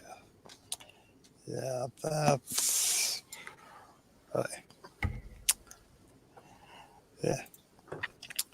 Roll. Yeah, I think roll with Earth, and I get a 6. So he looks at you and go ahead and mark Earth. And he says, I have no business with you, Master Zhang. Please keep your own counsel. Okay. And you see him take this person who he's been speaking to's arm and the leads them away. Like they're going to go discuss this somewhere else, but they don't want to speak in front of you, and you've got a chill down your spine. Yeah. And when I mark an element as a result of inner conflict, I can immediately take a bond with someone. So I will take a bond with Chun Bao. Absolutely. There's something yes. about this. Yes. Yeah. I mean, looking back on this, I realized that I have been trying to be a little deferential to him and pretend to overlook his disdain, but I realized now there is something definitely going on there that's more than just the contempt for my poverty. There's something personal.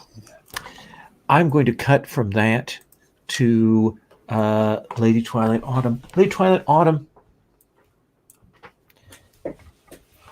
during the day when you are being yourself, or is this your cover? Do you know? How do you feel about that?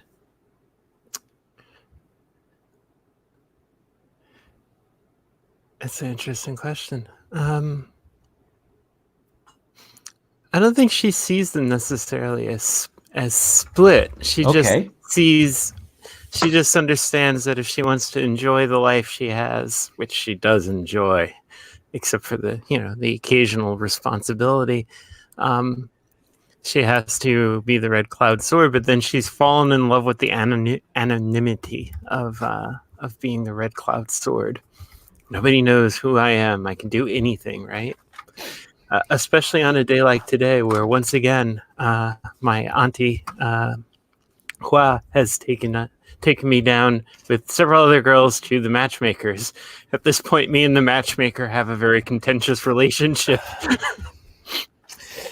Your handmaidens are there doing their needlework as not just my handmaids, my other unmarried girls. Yes, and this matchmaker, she is speaking with your auntie again, and your auntie will turn and will say, the matchmaker has a few new prospects. Perhaps you'd be willing to look at the notes that she has. There's one here from a very fine family, who has reasonable standards and quite a good skill and a certain expertise with the grain trade. I'm sure whatever you choose for me will be precisely what I need, Auntie. It's just unfortunate how things keep not working out. It is. Remember poor Li Chao, and he came in and lost all his wealth when his caravan was attacked by raiders suddenly. Absolutely, and Strange that was. The appendicitis. Yes, for the other. Yes. Yes. Well, I will make. I will see what we can do about these arrangements. Then we will. Perhaps we should hire musicians for when I meet these young knights of great and esteemed character. We'll certainly think on that. There's a remarkable bell player I heard the other day. I can't remember his name. It was Zhan or Jingling. That was the name. That was it. Do you think that such a thing would be auspicious for a gathring? Would make you perhaps? If you would like me to do the horoscope when I get home, I mean, I'm not as skilled as the matchmaker, of course, but I would be happy to do a. I just look at her. We're looking at each other over our tea, like. Yeah. I would be most happy to consult the horoscopes when we return home, Auntie. What is the thing that tells you that someone from your clan, from the Serene Mothers, requires a conversation with you? Is it a symbol? Is it a message? Is there a person there? What is it that breaks into this that tells you? Sorry, I periodically freeze. It's Oh. like on the it's like every hour. Okay. So someone from my clan is here, and I need to know what I need to tell you. So tell me what how you'll be given a sign. Would something be dropped on your lap? Would it be a sign that's broadcast somewhere? Would it be a person that you know? How would they come and say we need to speak with you? When my tea is handed to me, there's a lotus flower floating on it, which And the matchmaker looks strange. Like, I don't know why they did that, but yeah, and you definitely get that message that says you must meet with one of your contacts now. let's see what I can do here. Okay. I lean over and I spill tea on my frenemy, Gia. And, Gia, I am so sorry. Perhaps if you weren't so clumsy, these sorts of things wouldn't happen so often. So basically, I'm trying to cause a scene where we have to leave in shame and disgust. Absolutely. Let's have you go ahead and roll hearts and minds to get this done without too much issue. I feel like this is definitely either earth or metal, because it feels like metal because it's very calculated. Absolutely. All right. Here goes nothing. Oh, that's not very good. That's a 5. So when you spill that, she then like cries out and raises a furor here, and you will realize that you have. She's in a better position than you remembered. Like she's actually in a little bit higher social status than you remember from last time, and she begins to harangue rather than sort of letting you go, and begins to engage in an argument and create a scene and kind of a certain amount of chaos, and your auntie is humiliated. You can see the blood drain from her face as this happens, and you see the matchmaker lean back, and for the first time in the entire time that you've been here, you see her begin to smile. Joke's on her. I'm still getting out of here without getting hitched. So Absolutely. But you'll be delayed. We will come back to you. You will get out of there, but it is not as peaceful an extrication as you would have wanted there. Let us come and see where Following Bat is. Following Bat during the day, that your sister's been thinking of the matchmaker. You probably have lessons. What are you up to? This is one of the times where, like, I think my father has sent me on an errand, and I know that if I run pell-mell in both directions, that gives me about 15 minutes, like a quarter of an hour or so. If I had walked it at a normal pace, it would take me, the better part of an hour to complete this errand. But if I run full speed both ways, that buys me some extra time. So I think we will find me out in the back, in the that kind of backyard behind Bramblebeard Human's archery shop. Bramblebearded Human is the name of the owner of the archery shop and my informal teacher. He's not a Sufi or anything like that. He's just giving me some pointers, right? Yeah.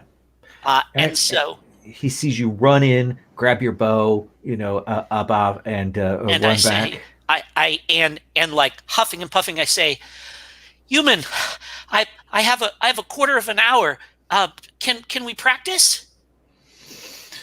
Yes, on your time, on your sweet time. Yes, let us go and do this thing. And I grab a handful of practice arrows, and I throw them in my little quiver that I've got slung over my back, and I take my bow out, and I'm stringing it, kind of like hopping along on one leg as I'm like have it hooked over the other as I'm stringing it, kind of, and I get out there to the to the range, and I kind of stop, and I say, "Human, you have been married several times. Do not remind me. Were any of your wives ever older than you?" This is beggars choosers. Let's say on this thing. There's a woman, a most refined and dignified woman. Oh, She is- dude, no! This is you. If you want to shoot the bow, you may shoot the bow. But if you want to speak of matters of the heart, I am not the person to speak of with this. My arrows in that realm fly far from their mark. Then perhaps, if I do well, you will tell me what not to do. If That could take a while. if you tell me of your errors, then I will know to avoid them. Let's see you shoot. And I grin and throw the bow out and draw back and do some shooting. You'll do some shooting. Yep. I'm actually asking for the guidance of an elder here. Okay. Either in the present or flashback, tell them a problem I face, which is there's this older woman that I'm interested in, and I want to avoid making a fool of myself.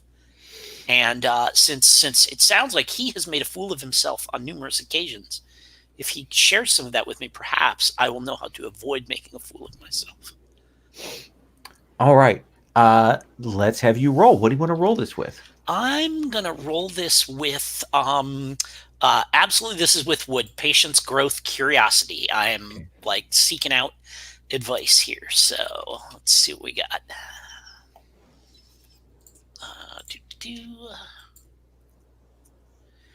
That is a 6 plus 2 gets me to an 8. So on a hit, they tell you what to do. If you listen to the elder's advice, take +1 ongoing for the problem. If I go my own way, I mark XP. Oh, that's interesting. There's no 10 plus there. No. Okay. Probably should be. Let's think about that. Yeah. He says, if you wish to woo a woman, if you wish to know what not to do not speak of the bow. Do not speak of archery. If there is a lesson I have learned, is that the things that we perhaps are fascinated with are less fascinating to others.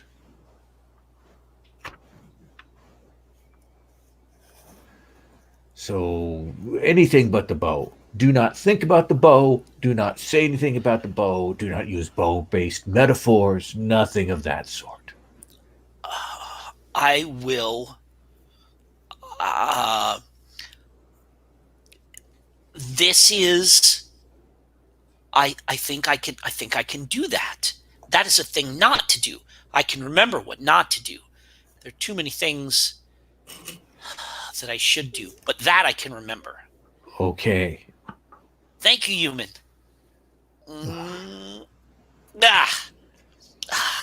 How do you do it? Do what?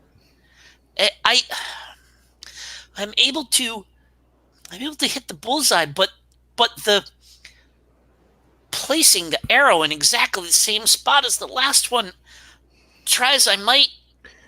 And he's still facing you when he picks his bow up Yep. and does that thing where he fires it back behind, and it will and split your arrow.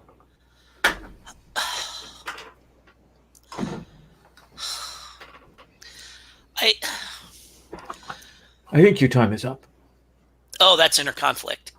Yes. Yeah, I really want to stay, but Yeah, I know you I are have to. torn- I know torn I between. can't. I don't want to get in huge trouble if I do.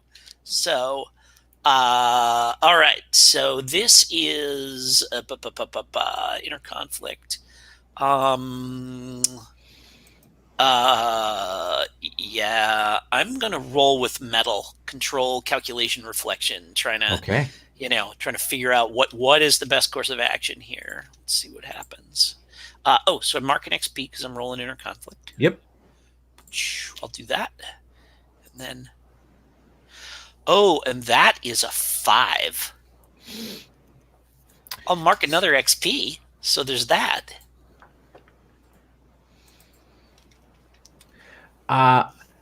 So you will hear, so this is where you are. And we will see Chun Bao, who we've seen in a previous scene, accompanied by his bodyguard, standing here at the gates of the bowyer, looking at you with a face of unbridled disappointment.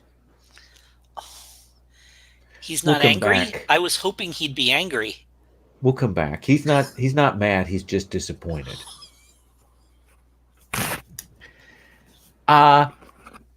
Jingling.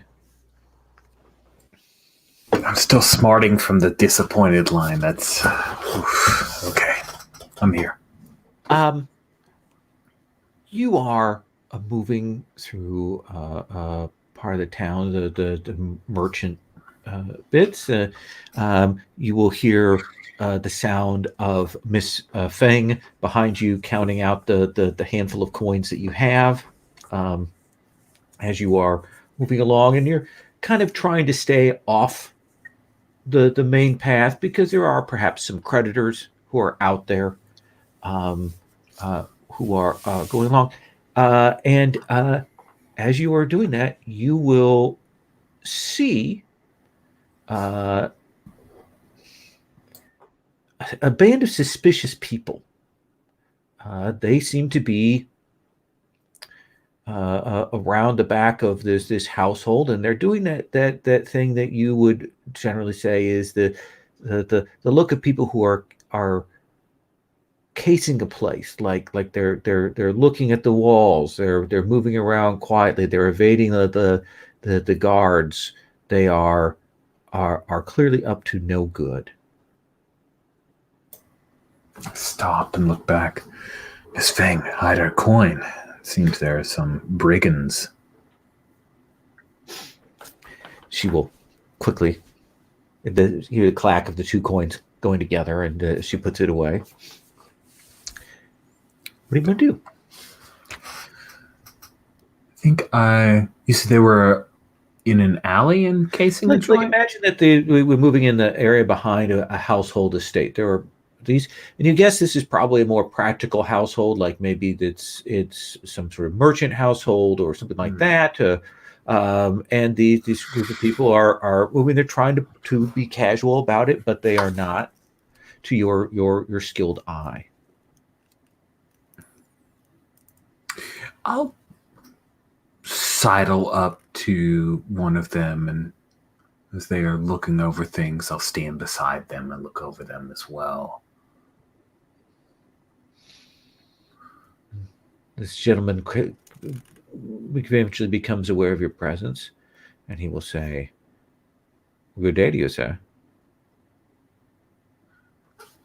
I think the upper entrance is probably the best way, don't you? Sir, you have me at a disadvantage. I have no idea what you speak. They're going to break in. That is the furthest thing from my mind, good sir.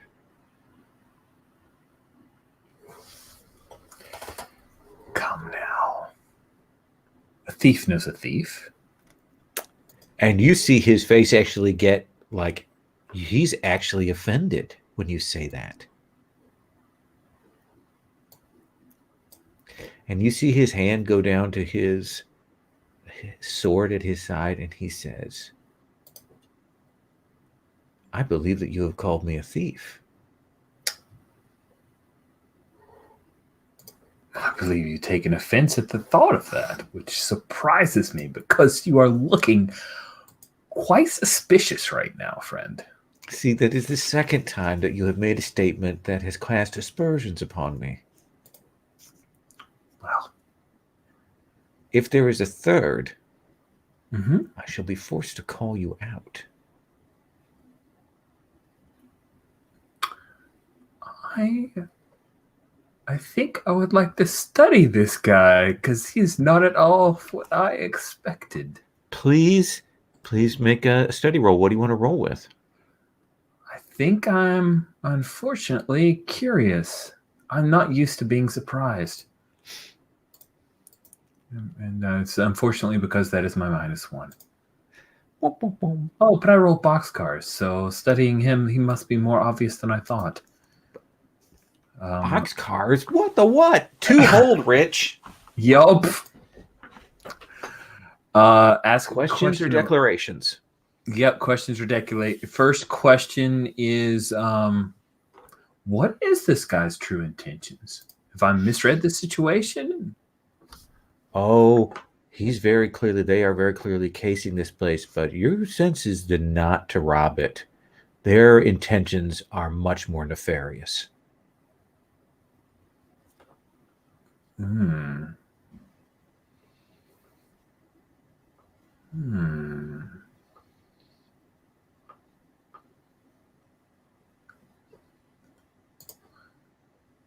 Are these guys assassins? Yes.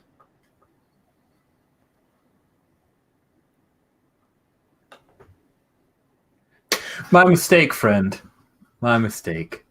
I would hate to be called out by one as powerful as you. Well, then I think we have an accord, an understanding even. Indeed. Indeed. Well, I think I'll be on my way. I did not catch your name. Interesting. I did not catch yours. I am known as the Dragon Fist Killer.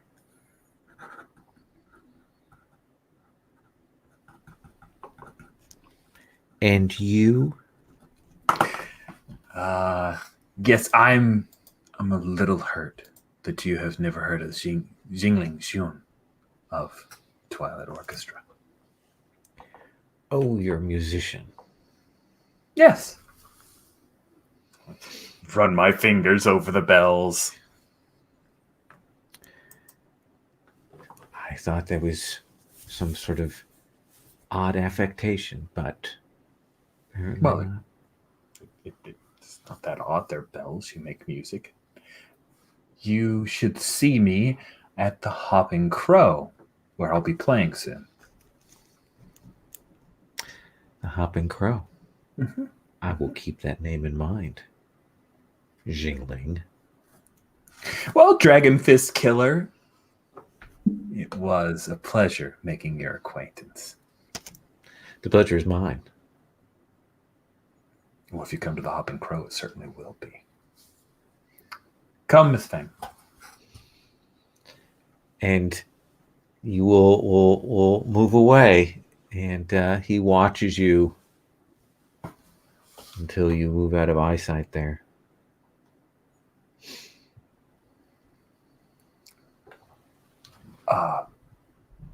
Miss Fang, I believe those are assassins.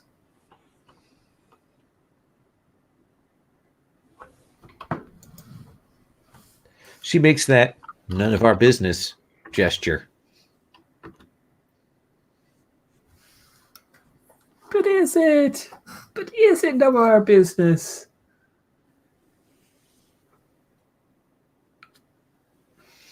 She looks a little downcast.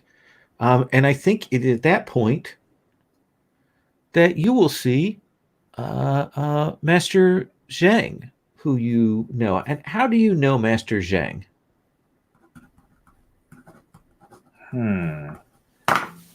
Well, I mean, I would assume he's one of my biggest fans, but that might not be true. I think that Pei and we were pretty close for a long time.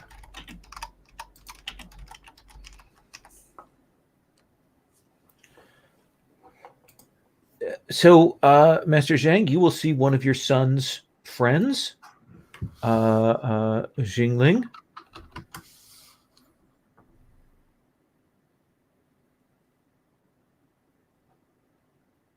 How would you approach him? You are muted, Stephen.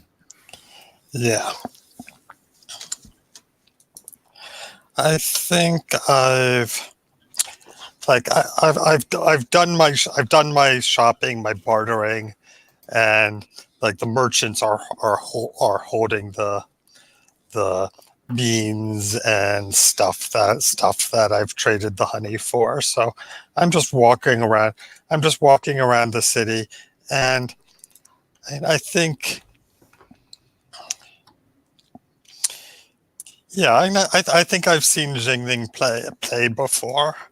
I've been to some of his concerts, which tend not to be in the more expensive establishments. And It's true. I like to bring my music to the people. exactly. Also, the nobles can't afford me. So.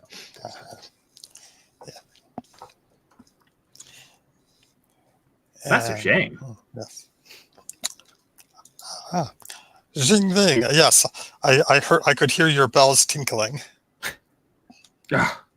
Checks the clappers on the bells. I guess you would have very acute hearing. Mr. Jing, how are you this fine spring day? The leaves turning, the wind bringing new, fresh smells to everyone. Quite invigorated. I walked down from the mountain this morning, and yes, spring is finally here. And you, are you enjoying the change of the season? I love change. It's always new. And I have decided that I will be going to the Hopping Crow to play. My previous engagement is no longer interesting to me. Master Zhang nods. Yes. I can imagine. Some people are so obsessed with money. There's this look aside, like, how did he peg me on the money troubles? How is your son Pei? Quite well. I saw him last a couple of weeks ago. He is settling in quite well to his new profession as a merchant. He is not prosperous, but well liked. He is too soft-hearted for the profession, but No, it is difficult to become well liked when you're a bandit. So, I think a soft-hearted man would probably do better as a merchant than such. certainly it is a happier and more righteous career. Righteous. How Well, interesting that you speak of righteousness. Yes, how unusual for a monk to speak of righteousness. True. There are many songs that I know about righteous monks. You know, I was wondering If one were to come upon a small group of ne'er-do-wells who seem to be plotting some kind of nefarious action, but it would not involve you, and they seem to be rather dangerous, what would the righteous thing be to do? The righteous thing would be always to prevent harm to innocents. Well, what if the people in question weren't necessarily innocent? Well then, I mean, honestly, they can't be that innocent. Otherwise, why would assassins be called upon them? assassins. You ever seen someone pay an assassin to kill an innocent person? They're usually other bad people. At least that's been my experience. Well, I have known assassins to target the righteous. This seems suspicious. He looks over at Miss Fang. She's perhaps I will allow it. Yes, I mean, often there are those with power who find the righteous to be inconvenient. And those with power are the ones with the ability to hire assassins. Okay, I could see how this might be true. Tell me, who are these hypothetical assassins? Who would they be targeting, hypothetically? Hypothetically, they would be targeting someone in a few houses down. That was a merchant house, so possibly a merchant. Definitely not your son. I would have led with that. Yeah. I mean, and I think I want to study the situation and see if I can figure like So what situation in particular are you trying to read Jingling, or are you headed that way? Yeah, I think I want to scope out the place where the assassins I would were lead and figure out. Well, let me give you that information without a roll, and then you Okay. can decide what you want to do. Because Jingling will lead you around. You will come around to the front, and you will see that the household that he indicates. You'll see the marker outside is for the. Well, I won't see the marker, but it will be described to me. Fair enough. And that's the thing. You're going to hear me say "see" throughout, and I'm going to apologize for that. I'm going to try to be better about that language. Right. And most of the time, it's perceived, but a marker specifically is something that I wouldn't see unless it were direct. I would direct you to it. So we will assume that Jingli will describe it to you, and it is the marker of the Ox Pilgrim Escort Bureau. They are a righteous small family that engages in the protection of various households and caravans and things like that. You will not sense, and Jingling will not see the assassins here. They seem to have headed off in the meantime. Right. Did you want to do a study move based on that? No, I mean, I think that's sort of the information that I was looking for. So now,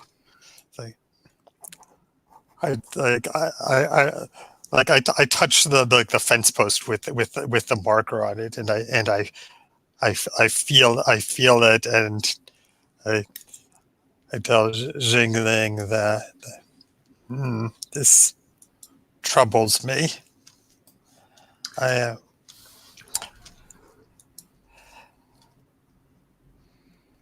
I am going to go inside and warn these people.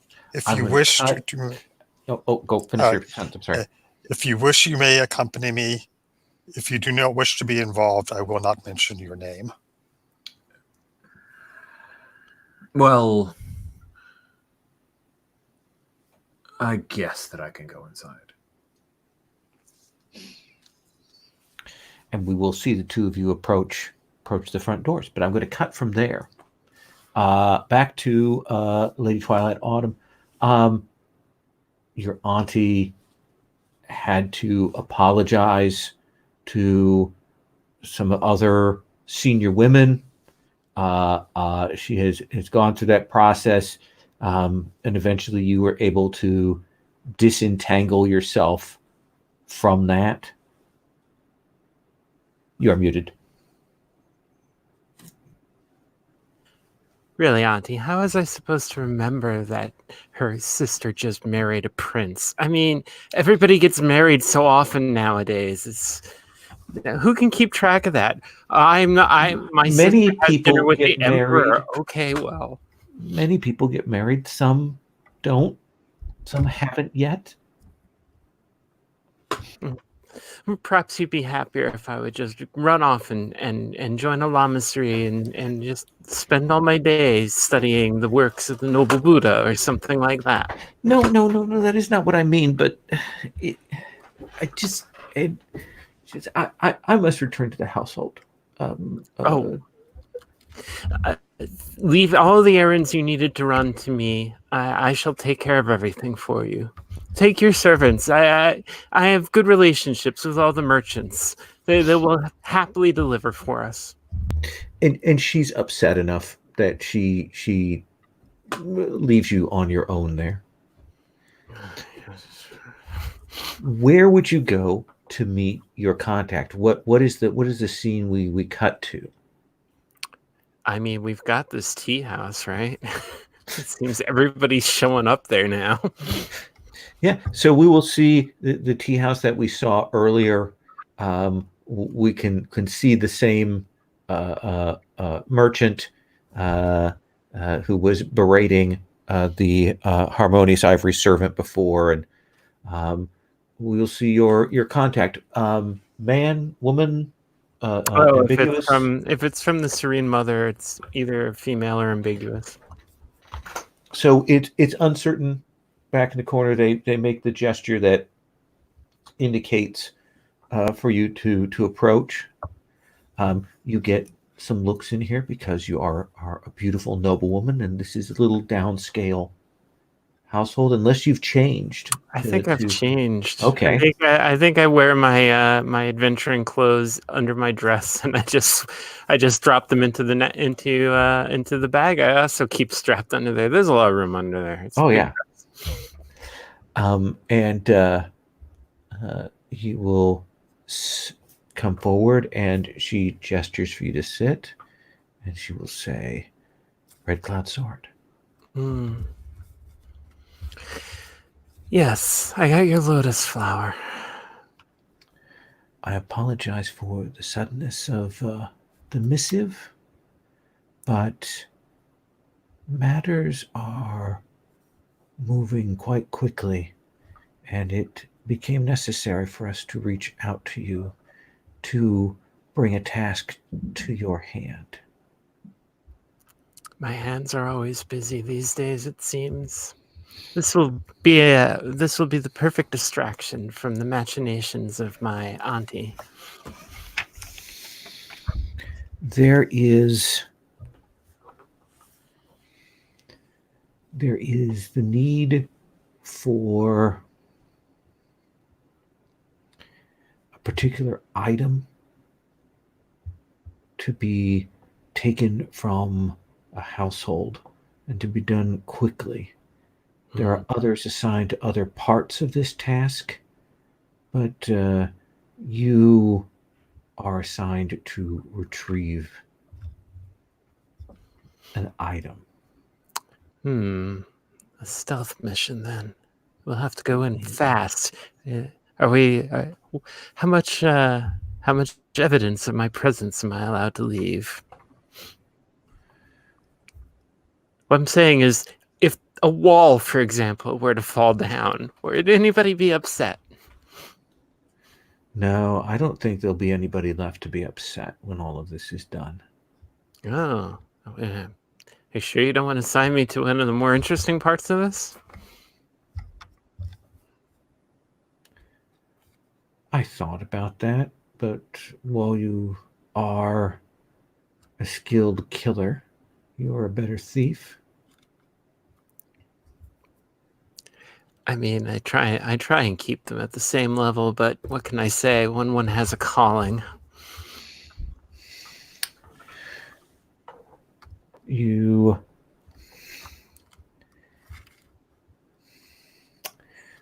it is necessary that you by this evening enter into the household of the Ox Pilgrim Escort Bureau. We believe that there is a manual there of swordplay. And Oh, light reading, huh? definitively not, and it is important that you do not read the manual. Why, is it inauspicious in some manner? Is it haunted? Yes.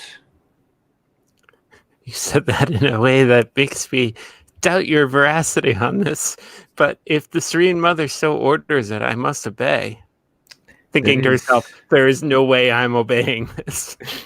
She says, if you read it, we will know. But I leave that in your own discretion.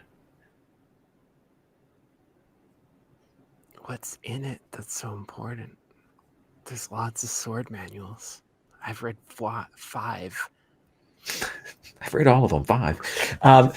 6, I don't know.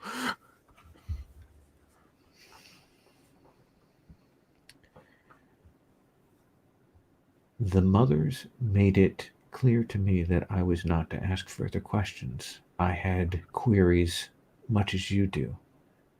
There is something deeper happening, and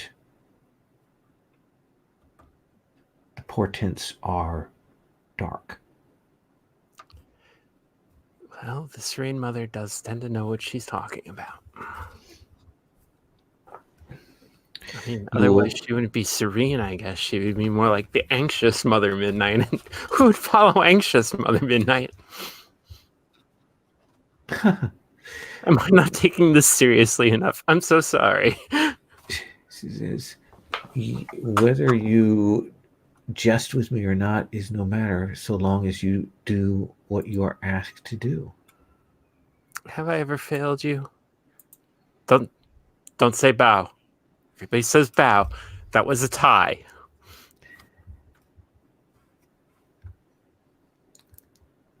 If that is how you read it, then no. Certainly, you've never failed. Does the Serene Mother teach you how to be ominous? Is that like a thing I'll get when I get to the inner gate? If you have the temperament for it. Well, failing that, there'll always be process of elimination. We will see. And she gestures for the owner to come, and she will hand him a silver tael. And she says, by the end of tonight, by dawn. It's a new moon. It's auspicious. So I think my exit from this place, unless you want me to keep me there, it's got to be one of those scenes where you see me like walk behind one wall and then come back out completely dressed in like in an impossible manner. But Absolutely. I want to do Jim's scene, and then I think we're going to stop since we're almost at the hour mark. Your father just looks at you. Just why he's told you time and time again not to waste your time with this, to turn to your studies. And you've said, oh no, do not worry, father. And here he sees the evidence of your perfidy. So, like, I've clearly just got red-handed. And I say, "No, Father, you do not understand. I have been diligent in my studies. I have never failed to complete an errand within the allotted time that you have assigned to it. This time that I have taken to study has been, I have gained it by the diligence and speed with which I complete the other tasks that you have assigned me. I have, under the tutelage of names. Under the tutelage of human, I have. Why did you introduce this? of human? I have excelled. Why did you place the bow in my hand in the first place if you do not intend for me to embrace it? Look, I will show you, I say. And I snatch up the bow and I spin around and I just do a I just start putting arrows in the air, 3 of them on the bow when it's turned sideways to hit 3 separate targets,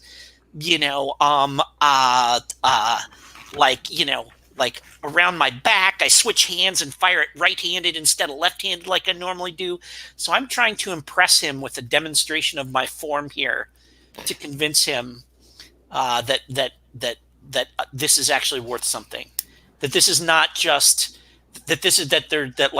I'm actually skilled at this and that it's not just frittering time away. Go ahead and roll. What do you want to roll that with? I'm gonna roll with fire's my marshal, so I'm not gonna roll with that. This is Earth, focus and presence. I am really trying to concentrate and prove to him that that this is something worthwhile that I'm doing here, and that I'm actually skilled at it. So that is an 8 plus. It's a flat roll, but so I got 8 on the dice. That puts me at 8 for my impress move. So let me see. That means impress. When you act to impress others or succeed at a competition, describe your performance and roll. On a hit, you impress and convince. Create 2 options: create a bond, clear an element, or gain a favor. On a 7 and 9, the GM will offer me a complication or hard choice. Do I pick first? Do you offer that to me based on what I pick, or do you do that before? Here's what I will say. Yeah. If you demonstrate your skill to him, you will get those choices, but you will see that also terrifies him. Oh yeah. That you have this skill, that you have this martial talent, that you are a legitimate combatant and therefore a legitimate target. Oh my God! Yeah. Okay. Terrifies him, and the blood will drain from his face. And I think I'm completely oblivious to that part Absolutely. of it. Like the fact that he doesn't berate me, I feel like I've so I'm totally going to create a bond with my teacher. Okay. Because that's legit. I'm like every now and then as I go to grab another arrow, I just kind of glance at him watching, and I don't know whether he's probably stone faced. He's stone faced. Oh yeah, get in the middle of this. So I'm gonna do that, and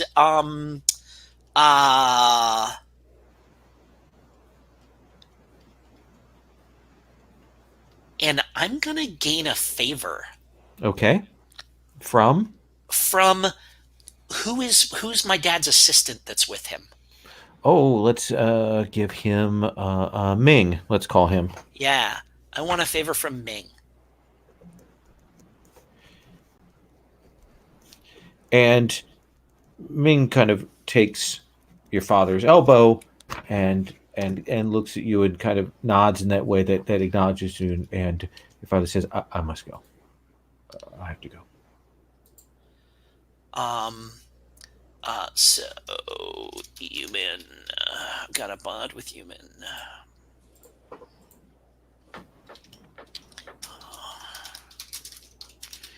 And since he hasn't continued to berate me or anything like that, Um, I grin at Yumin, and I hand him back the bow and the arrows, and I bow deeply to him like he's a master. And grinning, I turn on my heel and I walk out with what do we name my dad's assistant? Ming. Ming, and I fall in step with Ming to leave. I think the camera cuts from you and goes back to Yumin. We see on his face that he has read the situation more closely than you, and a shadow will pass over his face as he realizes that something is seriously wrong. I think that's where we're going to stop. Stephen did point out a change that I had done with the playtest document for the longer play. We're trying this. The XP is XP when you roll interconflict, but there's no XP on a miss on the interconflict. That's a small change. The other thing that I want to say is if you get a miss, I will tell you if you need to mark an element, because that's part of my hard move or soft move. So that is a thing. You don't automatically do that unless the move says that. Traditionally, what we'll do at the start of session is we'll look at everybody's entanglements, see if you're still good with them, and we'll highlight one of them. And encountering those entanglements will get you XP at the end of session.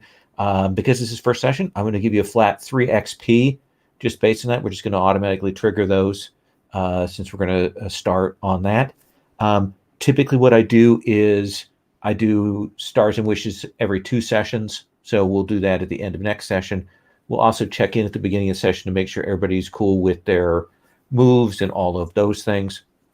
Anything else before I stop streaming? Okay, I'm going to stop the broadcast.